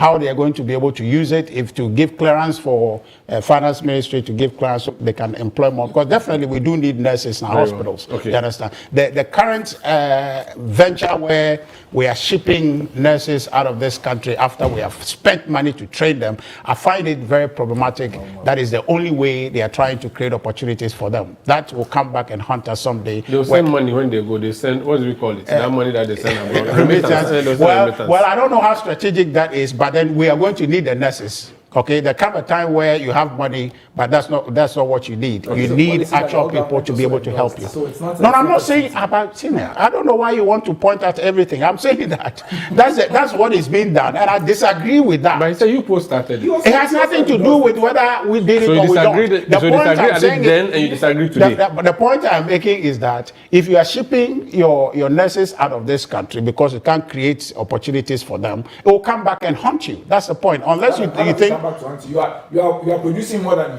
you would need or you can absorb in your system, and you have excess. And you are thinking that there are other people. There were times that we were relying on Cuban doctors in Ghana because the Cubans were producing more doctors. They have enough to be able to give out to they the don't rest of ship the world. them here to come and stay here. Or they bring them here to come and finish their act. So they come here. But our nurses are not going there to stay. They also in the process to Let me hear learn. from Senor. To finish their act. Let me hear from You Senor. are sending them for good. That's what I'm saying. Richard, please listen to how we do. Listen to how we do advice. Please advise the NDC government. I think that there's consensus again that we must move from macroeconomic stability to, I will now probably now bring a little twist of productivity to. We need to move from macroeconomic stability to micro level productivity. That will be driven by the private sector. What we need from government is an enabling environment to really catalyze that level of productivity. The SME's ability to be productive will be critical. We need to unlock new supply chains, all right? I'll start from high-level stuff. We need to unlock our bauxite. We have still not done that. That creates a whole new supply chain and helps us start diversifying and transforming our economy. Aluminium and its related products are just immense. If you sit here right now, I see aluminium almost everywhere. In the equipment, in the frame, in your door, so many things. We have almost everything just but for a refinery and a number of things too that we also need in there. We need to unlock what we have to create opportunities for our own people. Government needs to unlock infrastructure. It has unlocked the cost of doing business. What we've achieved so far with macroeconomic stability is also translate that into the cost of doing business. His interest rates are lower than they used to be. It's creating new windows. We need to look at the digital space. Not just making him funny, he has already invested in ways to make it easier for him to transmit, his loans and all that to people. But can we also start looking at business processes that can be outsourced? And we provide our outsourcing services out of Ghana. We speak English. We shouldn't be able to, you go to America, you have a problem with your bank, you call, somebody is speaking a phone in Philippines and speaking to you as if it's American. The accent is not as great as we have. Can our accountants that we are nurturing, all right, start providing business processes support to other countries? We need to be intentional. We lack intentionality in our policy making. And that's why I'm saying that the NPP should stop making this kind of conversation. The conversation should be about ideas on elevating productivity. Our youth need real employment. We've been discussing agro-processing. It's not a lie. It's a part. But you see, we're not intentional about that process. So when we take the supply chains in agri-business, we don't make sure we have driven competitiveness in that process. That is why our paddy will still be sitting in our stacks. And we'll be importing rice from Vietnam or Thailand. When the economics doesn't make sense, it doesn't make sense. You can say 1 trade for all anybody cares. You won't see any trade.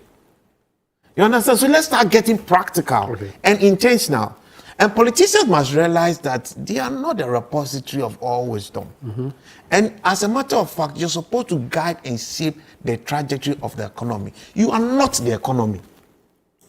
So yes, what Toma is saying, stop these promises and promise. You are not that guy. And frankly speaking, politicians are not efficient at deploying capital. They are exploitative about deploying capital. Everybody is looking at how to chop. How is our politics funded? It's from corruption. Corruption is the currency of our democracy. We all know that. Not by himself, he knows it. Why did we put in that institution? To stop corruption. Whether we are seeing or not is a different conversation, but there's effort that's going on. You understand? And we must commend that. Very well. We set it up because we can't trust the politicians to be able to manage the corruption. So that efficiency that is required in the spend must become something active on the mind of our policymakers. I like the value for money conversation. I still think that there's a bit of duplication in there. But you see the thinking is there. How do we make our every unit city spent on unlocking infrastructure go further than it currently does? The road spending we have in this country can double the road size. Look at what we're even doing with just big push. It's just policy realignment. And that alone has a capacity to unlock new distribution chains. Light manufacturing must be unlocked. So what is happening to public-private partnerships? Public-private partnerships are there, but you see, we have built an economy, and it's okay. I mean, you guys are older, where we've had policy makers being so suspicious of private sectors. So anytime you're dealing, it's like somebody's come to cheat you. People think that everything must be government. If we discuss store today, you'll see the sensitivity that will come up around there from your colleagues and everything. But it's nonsense. You can't be making continuous losses on an institution like that and still think that you should be protecting it. It makes no sense. People think that private sector is supposed to be exploitative. Senor, we pay railway workers in this country. We don't have. We only have one train. My guy, to going to where? All these things must be significantly relooked at. The state is not competent at managing businesses. Show me one. Ever. You understand? Show me honestly one, and let's take out state influence out of it and see whether the thing itself is standing. You realize that for the most part, they are not standing. Show me one. Go ahead. Take out the state influence out of it and see. You understand? And there are a bit more controls there. I mean, but even then, it has suffered a bit more because of political influence. Look at the round that Star has given God. Was Star supposed to qualify to even be anywhere around God as God's classmate? You understand? Please, when we admit that, and I think that the finance minister and his speak is beginning to suggest that he clearly realizes that the future has to do with us unlocking the private sector. Okay. Thank you. The energy sector, look at what's happening. Look at the leakages we are having. The SOE leakages, over $2 billion from SOE inefficiency. Well, look at the media. Every year. That is 1%. Almost, if more than 1% of our GDP. Opening up the media. It's graphic. Graphic communications. Look at what is happening to graphic. I mean, GBC, look at what is happening to GBC. Look at the size of your studio. Look at the impact you make. Go to Joy Multimedia. Look at the size of their facility. Go to GBC. Look at the size of their facility. Okay. Who is being more impactful? Thank you. Thank you, Senor. And thank you. I still commend those at GBC still keeping the flame alive. Because in all honesty, had it not been them, a lot of you too wouldn't have been born.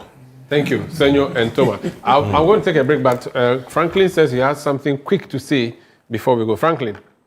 Actually, it's okay. I was just going to say that the CPI, there's going to be a document, I suspect, that those will bring out. The PCI. PCI, sorry, PCI. Inflation,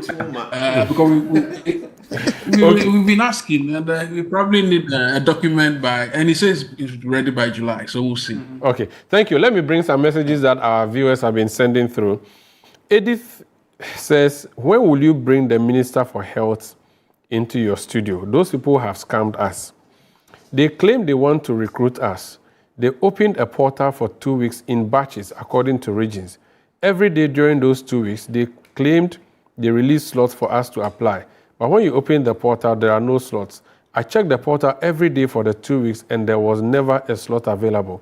The question is, where are the slots? I've heard they sold the slots to people. That means opening the portal was just a formality. I didn't get a slot, and about 90% of my colleagues didn't get one either. So that's Edith, who is a trained nurse.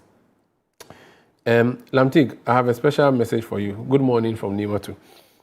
We'll just leave it like that. We will not from Nimatu. I won't explain anything else. Or should I explain? Good morning. No, we want to establish. My beer has been publicly discussed. I want to discuss your beer. I'll buy you beer. Let's proceed. Jones Adeboy says, considering the position of the economy then, I believe the John Mahama administration deserves a loud applause for how far he has been able to manage the economy. From ICU into boxing ring, Abba and Papa Abba. Hey, are you sure? Should we start celebrating already? Anyway, so keep your messages coming through. This is a big issue on 97.3 CTFM and on Channel 1 television. When we return, we'll talk about the cost of fuel and how much government is subsidizing and whether government should continue at all or not. Because when we are talking about government should control its expenditure, should the subsidy be one of the things that the government should not be doing? And then we'll talk about the political side of the arrest that we are seeing. Please stay with us.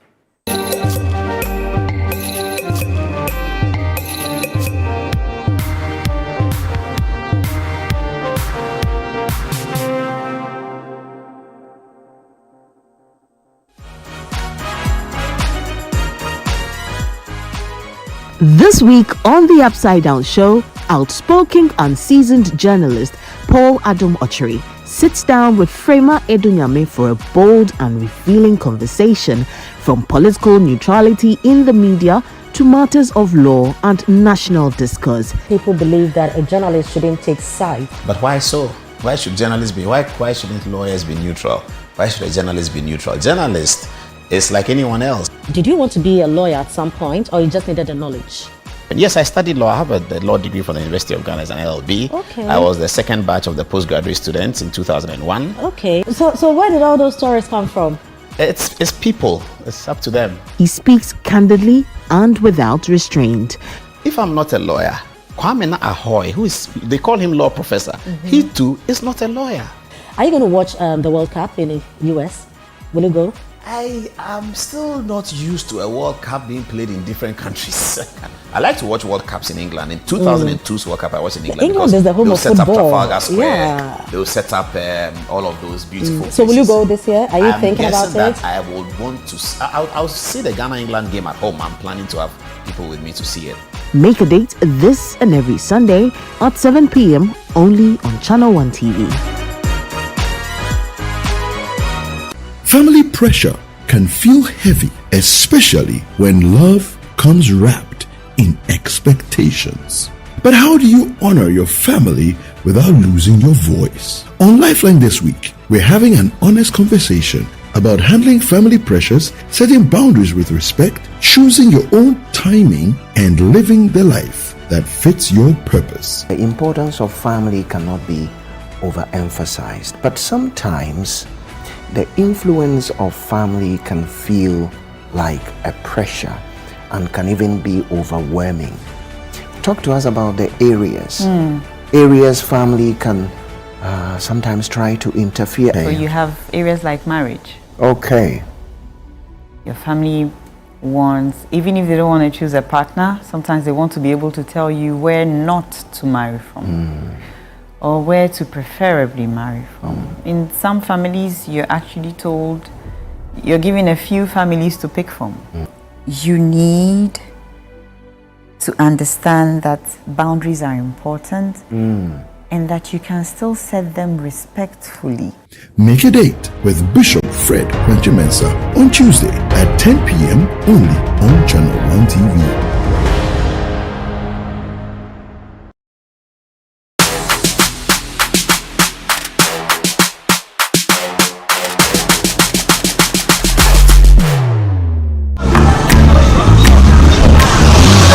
Hello everybody, welcome to Vox Pop Central. Who brought cocoa to Ghana? Cocoa Mama Tisro. GRA, Ghana Registers Association. Do due diligence. 2 geniuses. I was like, how? 2 geniuses. You bamboozled me. You scattered me. Hey, what about them? We the ones who scatter them. What do you call the song you sing to make babies sleep? We have many songs like Baby Careful in Bomamiete. Because hey! Ete like me nation habu eshi mapa. What the? Amye komaye habu foi. Okay, foi. So, whether it's a school, market, lorry station, or wherever I may find you, when you see me, Murife, don't run, don't run, don't run. Vox Pop Central airs Thursdays at 7 p.m. only on Channel 1 TV. Welcome to The Point of View. This is your favorite current affairs show here on Channel 1 Television. On The Point of View, we pick the right topics, get the right guests, and ask them relevant questions on issues that matter to you. With the complexities of the issues happening around us on a daily basis, it's the hard-hitting conversations and the probing questions of The Point of View. So what is the Public Account Committee's job? So what we do is to scrutinize, clarify, and find out why certain infractions have been made. What do these IMF programs try to do? The current program is for budget support. Okay. There are no projects attached. That teases apart the twisted entanglements of politics and governance, as well as religious and social discourse. The Point of View brings you the policymakers and duty bearers and drills down to the very bottom of issues. What authority do you have? The Point of View airs every Monday and Wednesday at 9 p.m. only on Channel 1 TV. From Accra to Buenos Aires, from Lagos to London, the world is locking in for the greatest football spectacle on earth, the 2026 FIFA World Cup. But before the first whistle cuts through the noise, there's a deeper rhythm to the game. Every badge carries history, every player brings a story, every number means something. Welcome to World Cup Central, only on Channel 1 TV. Hello and welcome to another episode of World Cup Central right here on Channel 1 TV. Your home of football intelligence with African energy and global perspective. We're taking you beyond the highlights, from powerful eye-opening stats to sharp breakdowns of every qualified nation to insights that change how you see the beautiful game. Their first appearance was in 1930 and their best finish at the World Cup was third place in 1930. That was a long time ago. Every Friday at 3 p.m.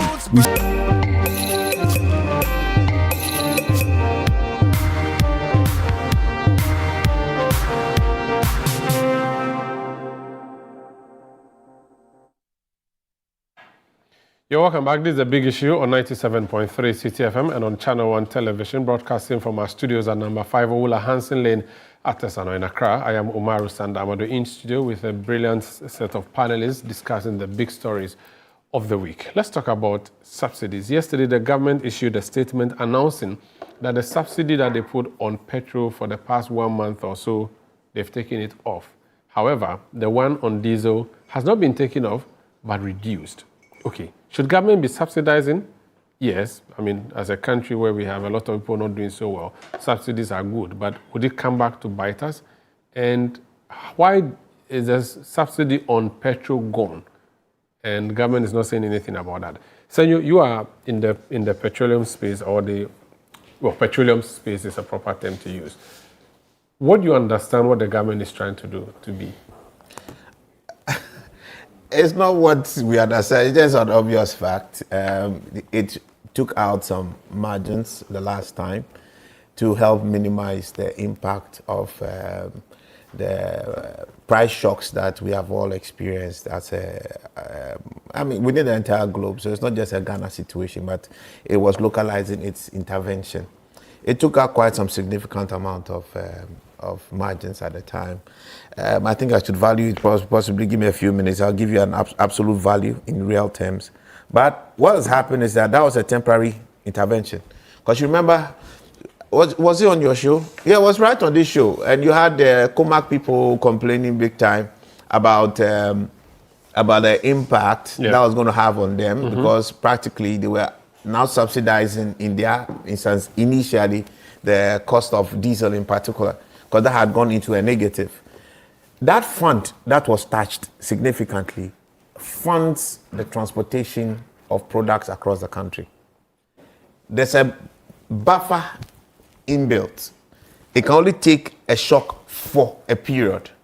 Beyond that period, that is going to be a big call on the fiscal space. So you have to rationalize this. There's only an extent to which that can happen. So it can only be temporary. It was always going to be temporary because everybody expected the Hormuz situation to have fully resolved as we speak. There have been ways around it. There have been new pathways that have been generated in this whole debate. But it's still quite a significant impact. They give us free water for a long time, free electricity for a long time. I didn't believe in that particular policy at all. I didn't think it was prudent. I would have preferred that the government would have gone into some areas and used that capital to invest in boreholes, unlock new water infrastructure, than to just throw money that people could hardly even see. And the cost of it is part of the problems that sustain that. That kind of policy orientation is not productive. It's not productive at all. And I was actually surprised that it was coming from a center-right government. So for you, we can have subsidies, but it should be temporary. It shouldn't be a permanent kind of subsidy. So in this case, where they've given it to us for a month and they've come back to explain that due to some new circumstances, they are doing the revision, it's in order for you. I mean, it's absolutely in order if we can it's designed to sustain the market. Prices were already going to go up because what market prices have shifted on the product side. So there'll be some shifts. What this has done is the subsidy levels, I think what was reduced on petrol is now going to be fully restored. Yeah. So there'll be nothing on petrol. But they're still maintaining some level of subsidy on... over CD for diesel. On diesel. All right, but if the income being generated on the petroleum side and the fractional income being generated on the diesel side can still pay for the transportation across the country without us creating any negative, impact on the fund, then it's all well and good for all of us at this time. It will be great for the NPP to show us some analysis, but if we are not hearing Kumak scream as of now, that means that balance is quite visible for them to relate to. Lamtik, so you wanted to cushion the people, and just after 1 month you've given up. That's how it will be looking like. Well, yes, it may appear as though after a month we have shifted our position, but you should appreciate that it is based on reviews and what is necessary. I mean, we brought in that intervention. It wasn't meant to be a long-term intervention. It was a short-term intervention. We made Ghanaians understand that it will be reviewed after a month, and that's exactly what has happened now. Now, you appreciate that the diesel is more consumed and helps with movement of commercial vehicles, goods and people. And agricultural vehicles. And agriculture as well. And so it is important when you subsidize that, you have to support largely the majority of people who are vulnerable, who can't afford the price of the increment and the shocks that it comes with it. And that is why you wouldn't see that in the petrol particularly, but rather the subsidy is with diesel. I mean, we are in a very critical situation where these external shocks are affecting us generally. We need some of these interventions to manage the economy. If we don't do this, the impact on the individuals will be so much. I mean, goods and services, prices of goods and services will shoot up unnecessarily. And then all the gains we have made from the economy will be lost on us. I mean, people keep asking the question, what has been the benefit of the reduction in inflation? What has been the benefit in sustaining the economy and bringing it down to a stable situation? These are some of the benefits that Ghanaians are having, because now you can benefit it from your pocket. The amount of money you pay for diesel is less than what you would have paid if the subsidy was in there. And so I think government has taken a very bold step, and that these interventions are very good. Hopefully in the next review window, if the external shocks are better, of course, government may consider reducing it or perhaps enhancing it. I see. Okay, but should we take I don't think you have any fiscal space to go and do anything more. We don't have time for it. Okay, Thomas. First of all, we want to talk about fiscal space. Don't forget one thing. We're a net importer, but we are an exporter. When we talk about how the cost of petrol at the pump has gone up and it's affecting us, we forget how much extra government is making from selling oil at the current prices. In fact, in April, Tolo announced that they were able to sell one consignment for $130 a barrel. In the budget, government was calculating on how much exactly was it? 65, I think. Yeah. Exactly. 63 or 64. Is that what you call windfall? Is that windfall? It's twice as much as we budgeted capacity for. that, our production capacity, is it that high to benefit us ultimately? But look, no matter how little you are selling, if you are selling at twice as much as you planned for, you're making some money. I'm not saying it's going to cover, it's nowhere near going to cover what's cost you to import. But I'm trying to say that the effect, the net effect on our fiscal space is lower than what many people think. Because they're just calculating that now we are spending more to import, forgetting that we are getting more from exports, which is covering a little, at least a part of it. But my main issue is this. I have an issue with fuel subsidies. A major issue with fuel subsidies of any sort. They should not be there. Ideally, they shouldn't be there, but we need to find a way to go around a certain problem.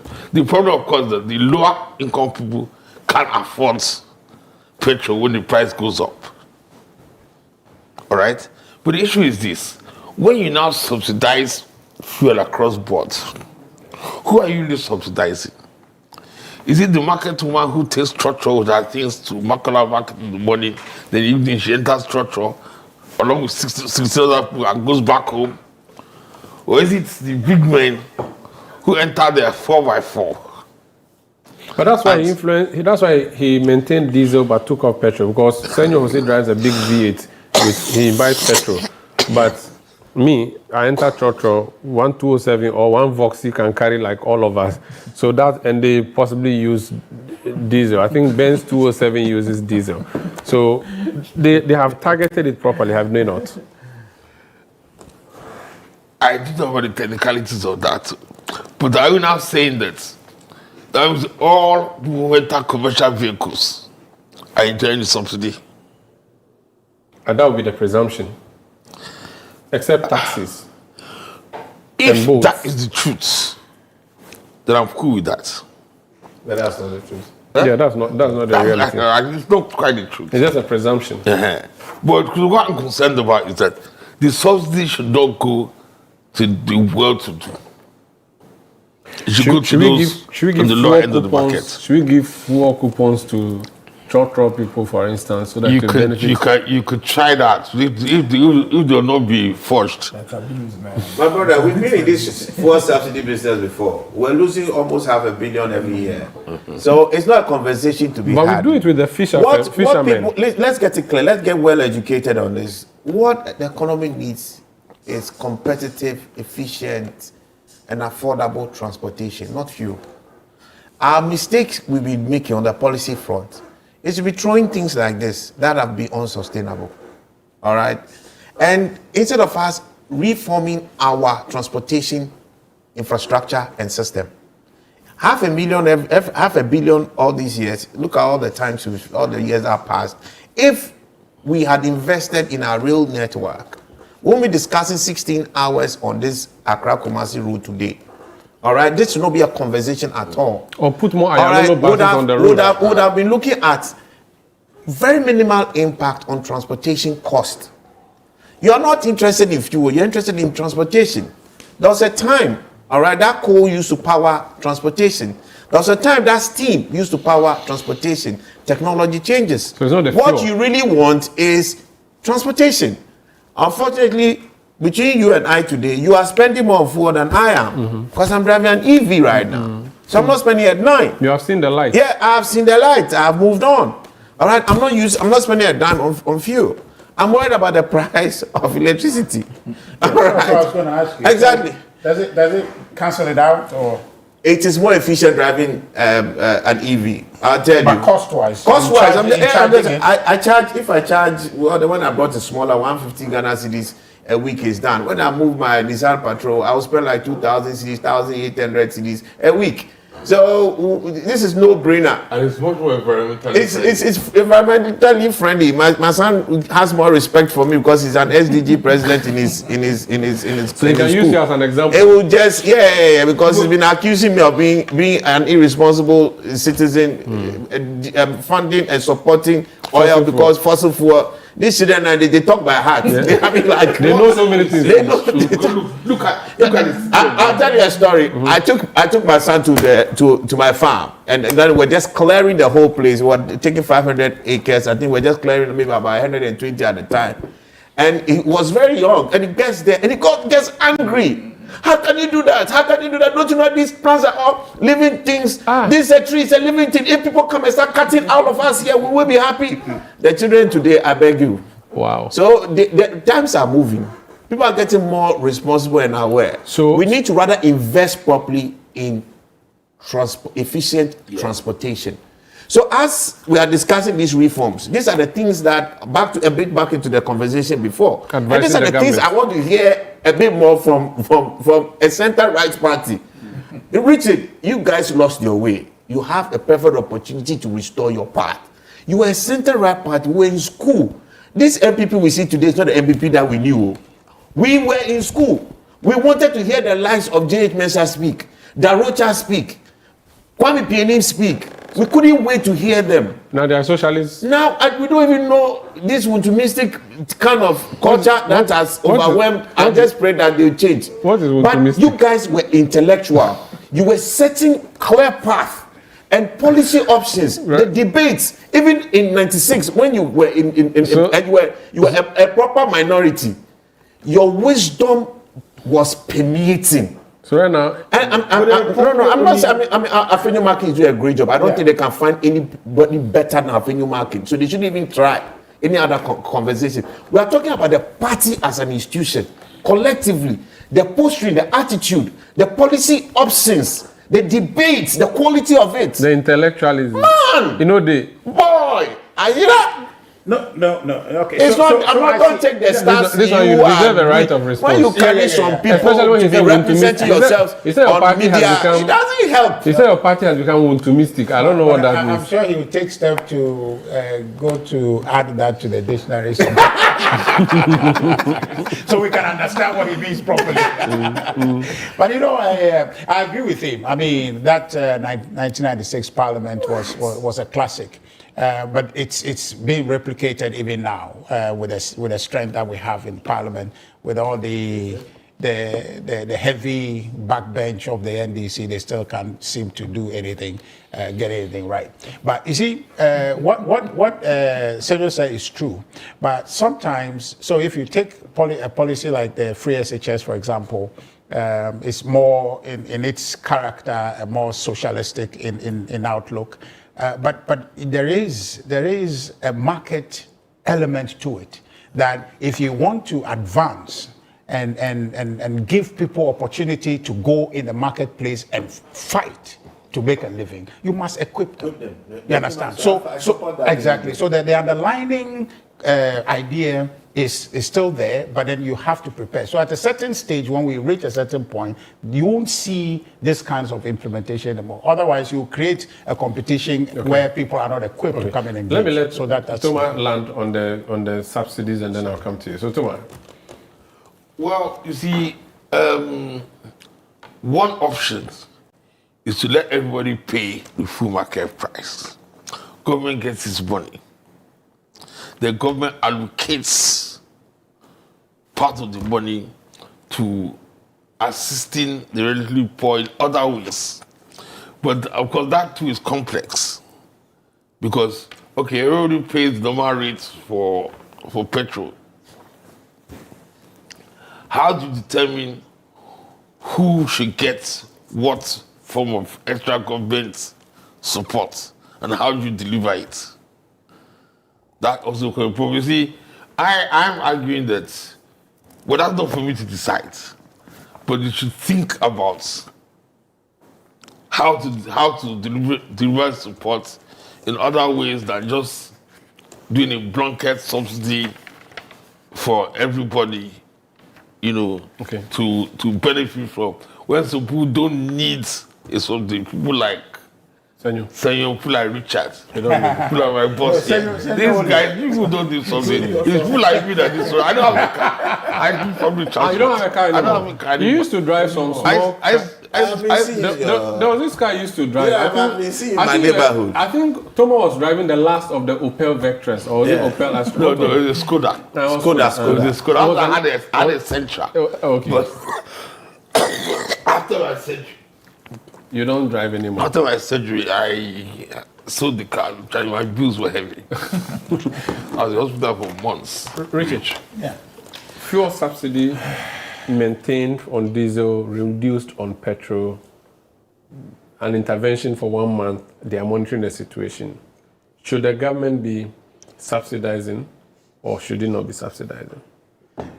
Well, I think the question should be Ghanaians suffering or they are not suffering, because they are not suffering. They are not suffering. Okay, well that's you. You're the one says you need subsidy, but you say you're not suffering. So make your case consistent. So decide, if they are going to help you, they'll come. Okay, fine. We are suffering. Okay, we are suffering. So that's the point, because people are suffering under this government. Are you sure? Though? Oh yes, but you say you just admitted you are suffering. You say, that's small suffering. Okay, so you are small suffering. I am big suffering. All of us are big suffering. So the point is that this government promised that they were coming with a certain magic wand, change things, because the government that was in power was completely unaware and can't solve the problem. But they have come and they keep flagging in front of us inflation numbers that has come down, and we're just having conversation about the IMF thing. They say they have just done something divine, and out of that divine performance, we still have suffering, unprecedented suffering in this country. Right? Unprecedented. Because really now the cost of things as they were in 2024 when you came to government is not the same. So if I say unprecedented, it's unprecedented. Cement, cost of what? Food. What cost of what? Well, you had your chance to speak. I'm not sure why you couldn't say that. I'm giving him power of attorney to ask follow-up questions. Please answer. Please answer. So cost of what? So it's easy for you see, Umaru. It's easy for people to just throw out. No, you are not allowed to run comments. You're supposed to ask questions. You have asked. So let him answer. Please answer. Cost of what? But you see, cost of life or cost of living in Ghana has gone up. Like in terms of which? I am not here to answer to you, I beg you. Fine. When you get a chance. I mean, however you say it, it is also technically not wrong, because inflation doesn't mean deflation. So reduced inflation doesn't mean deflation. So the cost of things have gone up, but not as high as it used to be. But you see, when you have promised that you are coming to bring a certain revival, and that revival is an anticlimax, we ought to say it. So what they promise is not what is happening.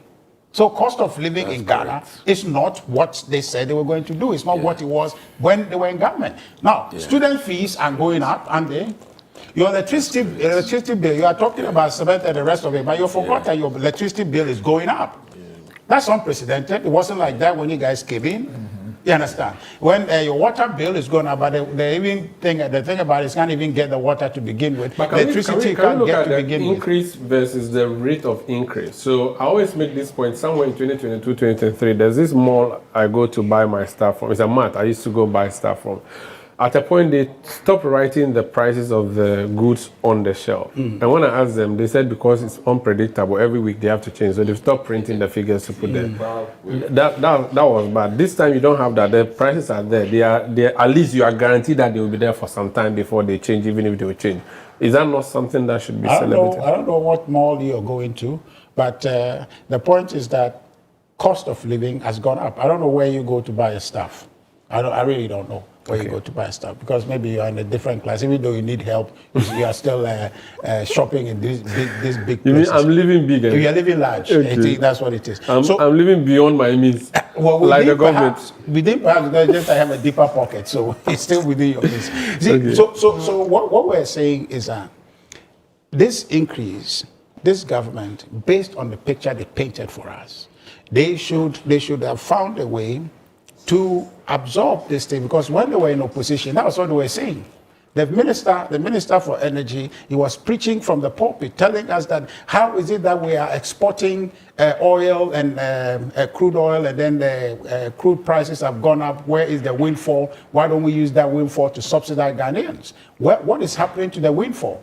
Because right now, if we're exporting, the windfall we're making from the export, why are we not using that, okay, to pay for the 93 pesos that has been left on the bill for us to pay? Why are we not doing that? If it was doable, when they prescribe it for somebody to do it, why are they not doing it? But they did it for 1 month. And no, what they are doing is literally, take off an accumulation revenue handle, or maybe a means of getting whatever. Yeah. But that we did that at some point as well.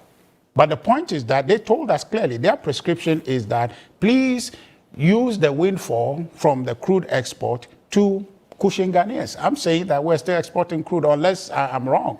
We're still exporting. The windfall is coming in. Where in the name of God is the windfall? Why are they not using that to subsidize? Right? Ghanaians are suffering. Today, before this intervention came, I think in April or so, to do this 4 weeks thing, the drivers were agitated. They wanted to increase fuel cost, right? Like transportation cost or their fares. But then I came back and said they won't do it. No, because they've been arm twisted. Okay, they've been pushed into not doing it, and these are things that needs to be looked at. That some of the leadership of these people, they go into these small conference rooms and they come out and say we won't do it. But they have always been there. They have always been there. You've always dealt with them. Always been there. They've always been independent. I don't know why you just. I really don't know why you can't allow me to speak, because when I say something, you want to counter. So if I mention your name now, you have to counter. The point. You make wrong statement. No, that's not a wrong statement. The point is that I'm twisted. I'm asking you, how do they get arm twisted when they are independent? You should call them. They'll tell you. Call them. Yes, because you don't know.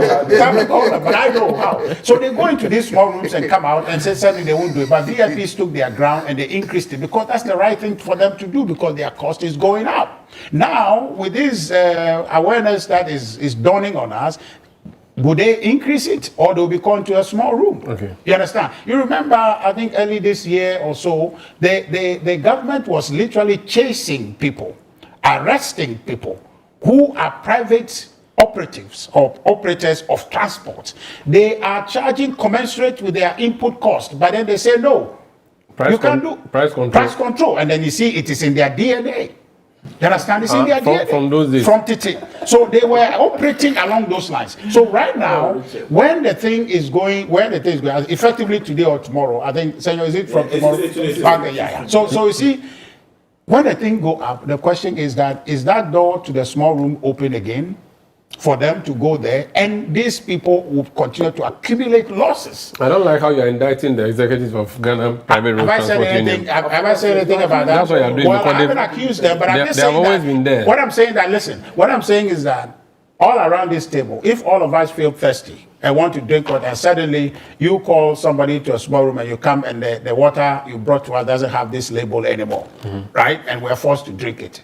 What do we know? What are we drinking? Okay. You understand? So the people who are part of those associations, okay, they are individual rational members of the association who are carrying on a business that is profit and loss. And they find that their cost is going up. Okay. They want to increase the thing. At the small door opens, they come out and say, we can't do it. I'm saying that tomorrow or today, as the thing has gone up, would those people be at liberty? And Senor is the one talking about, market principle. So in the marketplace, you let the market determine the price. Very well. You don't allow a situation where small doors are opening and they are tying people's arms behind their back. Because why? If the operators increase the cost, it's going to bring the government to account to say that you are not improving conditions. Because when that happens, I'm coming. When that happens, why? Food costs will continue to go up. People's transportation costs will continue to go up. But meanwhile, people's incomes have not increased. Okay. They have not increased. So we are in a very unprecedented situation, a hardship by a government that told us they are coming here to save all of us, but now rather they have launched us deeper into an abyss. And I think that this government must take responsibility. This thing they have done, I think they should go back and take a look at it. So contends that it's not possible to do anything about it because that is also, accumulating some revenue deficit for the state. But the point is that they promise us better and they are delivering worse. This is something they must look at. Okay. It is not us who invited them. They told us they can do it, and Ghanaians fell for the promise they made. So they brought themselves. But he said the PCI was not imposed, right? We accepted.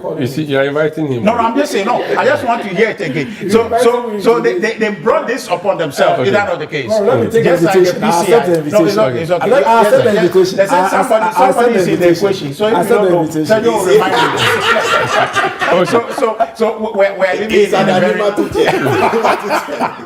so we are living in a very difficult time. The cost of living has gone up, unlike this government has promised us. So Ghana, bread, Odo? Bread. Under Mahama. And I won't bread.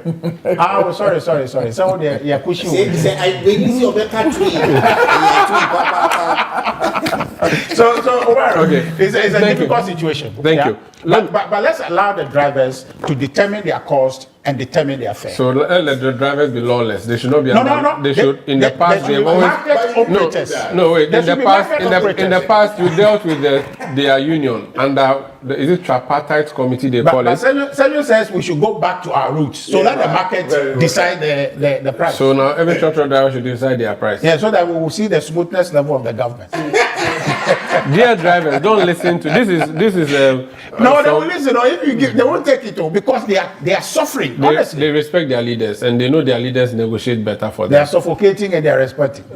They need to increase. Just a quick allow me to say what my brother here is sitting and talking about interventions with driver unions and discussions with them. It has been every government has engaged driver unions anytime matters of price increment come. Not to arm twist them, please. And to even throw out the speculation that they are being arm twisting the rest, be careful with the things you say because you are accusing them of some wrongdoings without any evidence of a sort, but just throwing out figures out there and issues out there and creating an impression. Wait, hold on there. You are accusing them that they are taken into a small room and by the time they come, they change their minds. They oil their mouth. They are able to appreciate. See, the leaders of the union are able to appreciate the engagement with government, and at some point are able to say that okay, based on this engagement with government, we are suspending our decision to increase. What's that and we have had.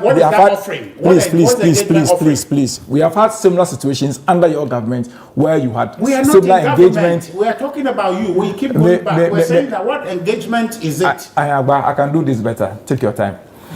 So this engagement with unions is nothing new. It helps to create a balance between government and 100. And don't forget that when there are price increases, fuel price increases, and for that matter, we want to pass on the consumer. The truck drivers are also businessmen, and they can agree that they want to sustain or absorb some of the costs, so that there will be that. So that's the engagement. Mind you also made mention of people being arrested, drivers being arrested, and some people being arrested at some point in time. You should know that we had issues in this country where some drivers were taking advantage of ordinary people, charging them 3 times for a journey that usually would have charged once. For a journey from Kaswa perhaps to Circle, they will break it down, or even from the Domi to Circle, they will break it down from Domi to Achimota, charge a particular price. Get to Achimota and say no, they are charging another price to Circle. And those were the issues that government.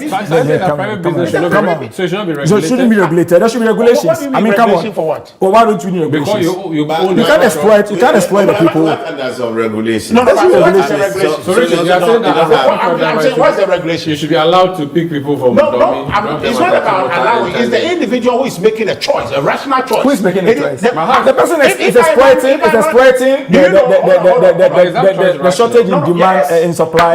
You're coming from Medina, you pick people and drop them at Shash and then start shouting Accra again. They enter, they drop them at 7, they collect money. So let me make you. Okay, you let me go on the phone line. I'll let you reply. I'll let you reply. Okay. But you responded to what you said. And I did a rebuttal. So appreciate. Yeah, I'll give you time. Me too. I'm begging. I'm on my knees. I'm begging. Let me go. I beg you, just one small one. See, the point here is this, my brother. This whole thing you are talking about, I'm alleging and accusing people, I didn't. You haven't been able to tell me when they went to the small room, what they put on the table that the driver is going to benefit from. So there is a reason that they must come out with. That reason hasn't come out. The person is accumulating cost at his detriment. So your government can look good. The person is getting no. I'm being an advocate for a market principle that says that in the marketplace the price must be determined. So when the people look at their cost and what they are going to get, if they are losing, they must rationally make an adjustment. Okay. That adjustment you are afraid will make your government look bad. You can't continue to twist people. Thank you, Let Richard. the market work. Let me go on Zoom and speak to people, including Franklin Kujo. But first, I'll hear from Benjamin Insia. He's energy analyst and executive director of the Center for Environmental Management and Sustainability Energy. Mr. Insia, you're welcome. Thank you for joining us. The government's subsidy interventions that they've introduced, you have monitored the space, is being reviewed. Good for us, bad for... Okay, so is it good for the public and bad for the government, or good for both?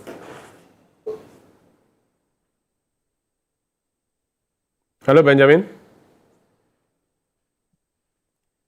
Benjamin, I'm guessing you are muted. Can you unmute yourself because we can't hear you? I have. Good. I can hear you now. Okay.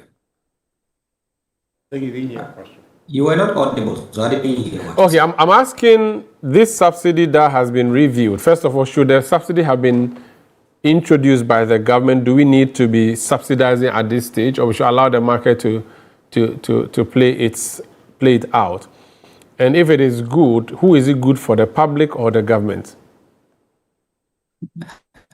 Thank you very much. I think this question doesn't have a straight answer. I always say that government intervention must be based on government's own target with respect to its fiscal target and other macroeconomic targets like inflation and also the general well-being of the people. So if government considers that the price of petroleum product at maybe 18 Ghana cedis to a litre or 20 Ghana cedis to a litre is high and likely going to derail the well-being of the Ghanaian and decides to intervene, I think it depends on the government's own macroeconomic targets as well as its poverty alleviation agenda. If government also considers that 18 is okay to stabilize inflation or keep inflation quite lower and decides to keep it that way, it also depends on that particular government. But in all, I think that one of the major concerns has to do with how increment in fuel prices was increasing inflation. For example, if you look at the classifications of inflation, especially the month of March, the utility classification had an inflation of 12%, even though the weighted average or the average being announced by the Bank of Ghana was around 3.2. So I realized that fuel, power and others were increasing inflation quite higher. And these are mostly used by households and also firms in terms of cost construction and also living standards. So that is why I think government intervened by considering how the prices were surging and also taking some of the industry margins off the build-up to ensure that inflation doesn't stay to levels that may affect household and also affect the operations of firms. So if you ask me, I think there's no direct answer. It depends on government's target. Okay, but the decision to take off the subsidy on diesel, on petrol and leave the one for diesel, you understand the space. Is it the case that more people use diesel, so government thinks that more people will benefit? Or what's your thinking of why diesel's subsidy remains but petrol subsidy is taken off? I think it's the case that on the international market, prices of diesel are quite higher. So the ex-pump in Ghana have also seen price of diesel very higher compared to petrol. For example, if you look at the variance, certain times you get almost 2 Ghana cedis per litre difference between the price of diesel and then petrol.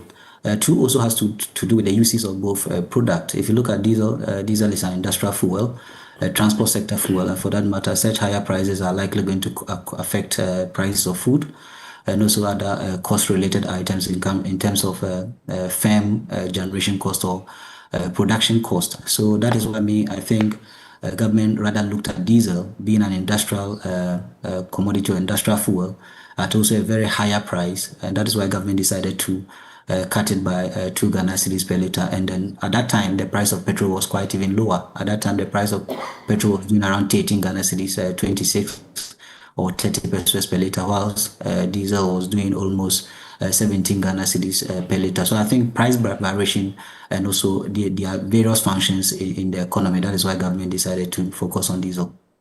Thank you so much, Ben. I've taken notice of your Accra House of Oak jersey. How is Phobia doing?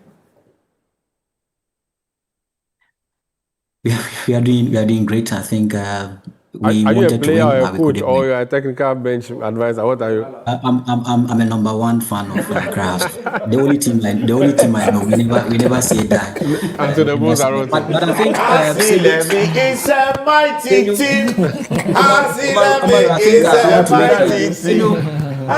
Umaru Sanda mentioned the cost. Hello, Umaru. Senyo mentioned the cost of these interventions to the state. Senyo, wait, Ben. Senyo was not listening to you. He was doing Jama. Okay, so Senyo mentioned the cost of these interventions to state. If you look at how we consume the volumes, I think that in just 1 month, government likely lost, or the industry rather likely lost about 800 million Ghana cedis because we are doing about 260 million liters of diesel, almost about 300 million liters of petrol. So losing almost 800 million Ghana cedis based on this intervention, if you continue to lose, is what it means is that it's going to impact the industry negatively. So it looks small if you look at it individually, but as a group, it was really a big issue. It's a lot of money. So this is the best way to save us. Yeah, and he says to impact. Yes, because if you keep it, we sustain. Okay, so the reason why he's referring to industry. Okay, let me let him go first, then we can. Thank you, Ben, for joining us this morning on the big issue. That's Benjamin Isia, he's energy analyst. Franklin, you're still there? Franklin, are you there? Okay, Franklin is gone. So let's come back in studio. We need to wrap up. There's one more. So he made a point about. I wanted to let you speak about your people who have been arrested. Choose between that and energy matter. Well, let's go. The choice. I get a chance to talk about it. So the choice is for you. Yeah, let's go. This is what we call policy choice. Yeah, so you decide. Do you want to speak about energy so we leave the arrest of your... I'm advocate for energy. So that we can leave the arrest of your people. I'm advocate for democracy. What is the NPP story about this arrest? You are saying that people are being singled out, but you are not taking note of the fact that they are engaging in, speech that the police find despicable. Umaru, I think that is regressive what we're seeing under this administration. President Mahama, the look and feel of him, his history, his record in this country, he doesn't have to associate himself with this thing. I mean, he came into office, everybody felt that, well, it's a redemptive story, he's gone back, he's come, a great story. Let's add value to our democracy.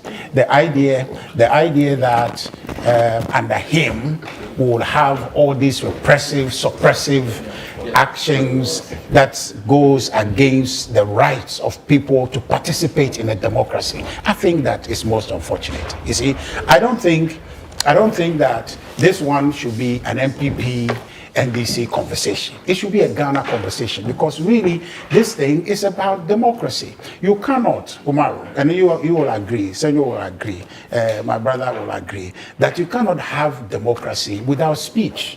Okay. That's true. So see, when you begin to put those caveats in, that's where dictators will come in, and then they will mistreat people. You understand? I mean, if assuming that there is anything said out of left field and that is challenging and that has to be dealt with, that one, everybody will see it and say that one is unacceptable, right? We've sat in this country where people have made speech that crosses the line. People have characterized people into animals, into this. People have prayed for people to die. People have done things that are emotionally disturbing to the individual. But then nothing like what we're seeing consistently. I think that it's beginning to take a toll. Which toll is not on the individual or we, the party, or Ghanaians who have been subjected to that, but it is taking a toll on our democracy, where we are going to have to normalize this, because what you're doing becomes an example for tomorrow. So when you have an irresponsible person or somebody who is vindictive or who is retaliatory in their approach and don't see the bigger picture of saying that, look, we are here to build a democracy and not to fight each other pound for pound, then you will see our democracy sliding. And all around us, you see democratic reversals. But the verbal abuses, are they proper? Which one? From your party members. That for the reason for which they have been arrested. But I'm saying that those things are not new. Yeah, but are they right? Yeah, no, please. They are not new. And the fact that you say whether they are new or not, I don't know exactly what that... Is it right? Let me remind you. You didn't say is it new. Say, is it right? I'll do the same thing to him. So that's not a problem. He did only one, so you can only do one. Okay, that's one. But you see, Umaru, the point is that we have agreed that speech is democracy. Okay, that relationship is established. Now, what is it I feel like sensible speech. You can define it. You can define it, but I'm talking about the Constitution. You are a lawyer now. The Constitution did not, but it's okay. I mean, you'll get there. The Constitution did not put any definition.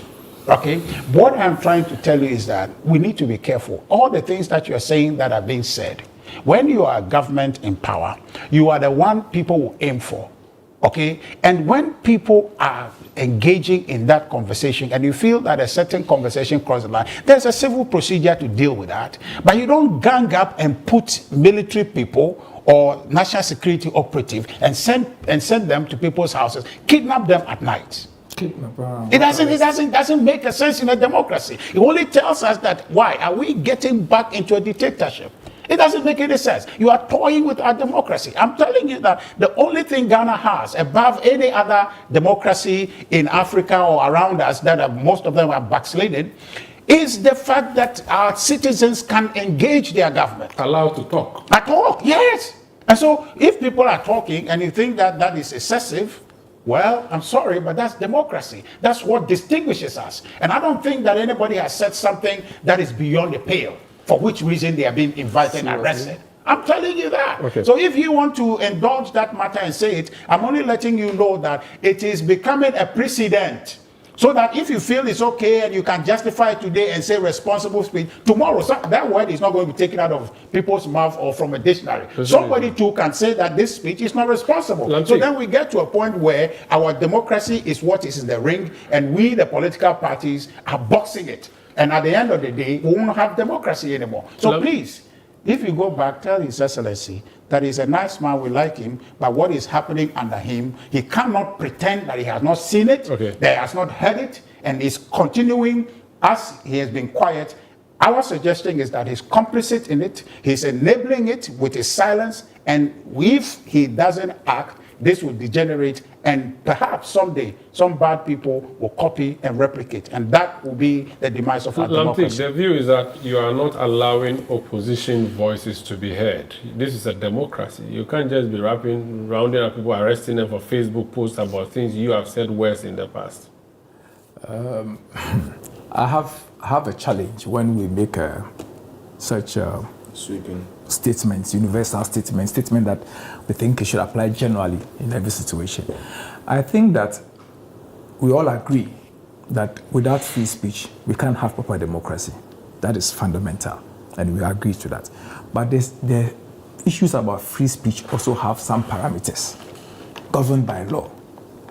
The same constitution allows government or the parliament to come out with certain laws to govern how we conduct ourselves. And we have laws in this country that still remain in our statute books, in our criminal codes, in the other codes, we have them. And so sometimes it is difficult when we just make complaints that the government is depriving us the right to speak. Government is not doing so. In fact, in the last few weeks, we have seen worked examples of some statements that have been made by persons of the NPP. I mean, I do agree that some of the statements are really not matters, like the one with the Dumso, where the guy said Dumso is back. I do agree that really not a big deal. Was he arrested for it?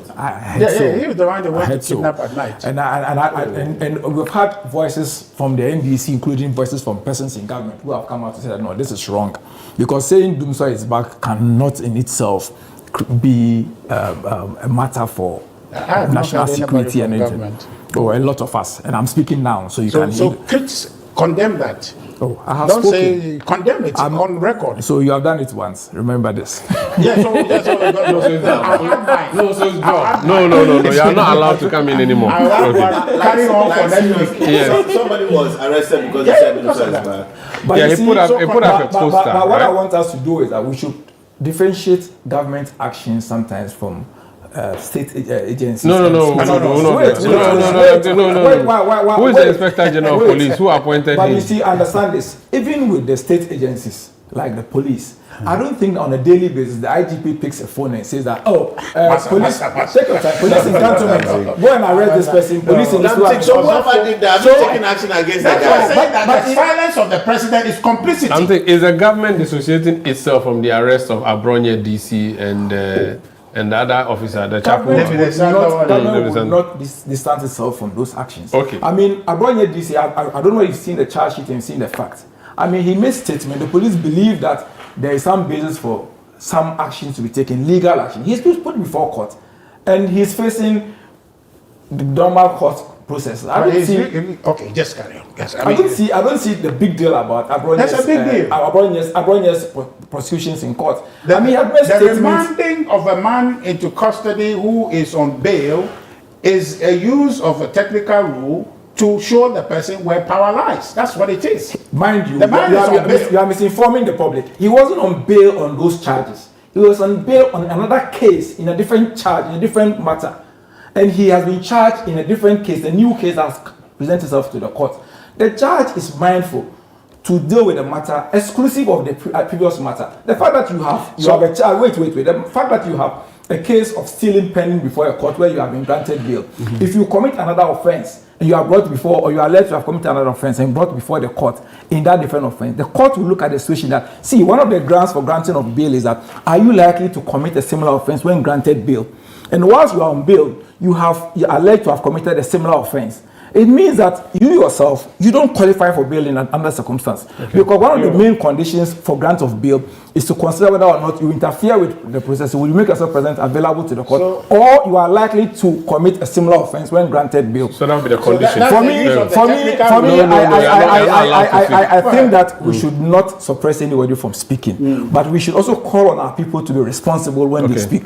I mean, it's enough to speak. See, Abronye has been very abusive in this country, and it hurts me to hear that your examples are things that have been said by persons of the NDC in the past to equalize that. Oh, let's continue. No, we're not equalizing. Wait. When you speak here, you told me that there's been pronouncement made in the past that has crossed the line. Yes. What did you do? Equalize. No, I'm saying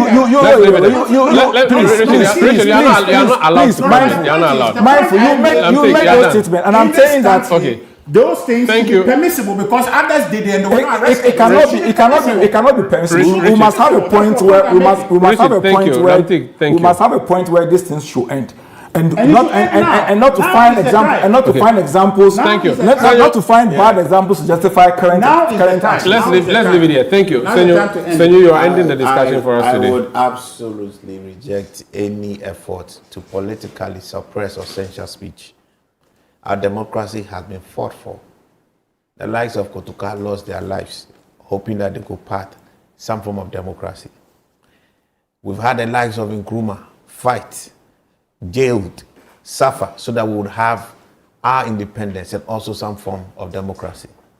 We've had many, Kuku Baku, Kwesi Pratt, J. Kufuor, Males, the Ahoys, Ekufuado, a lot of people have suffered to try and make sure we have the democracy that we have today.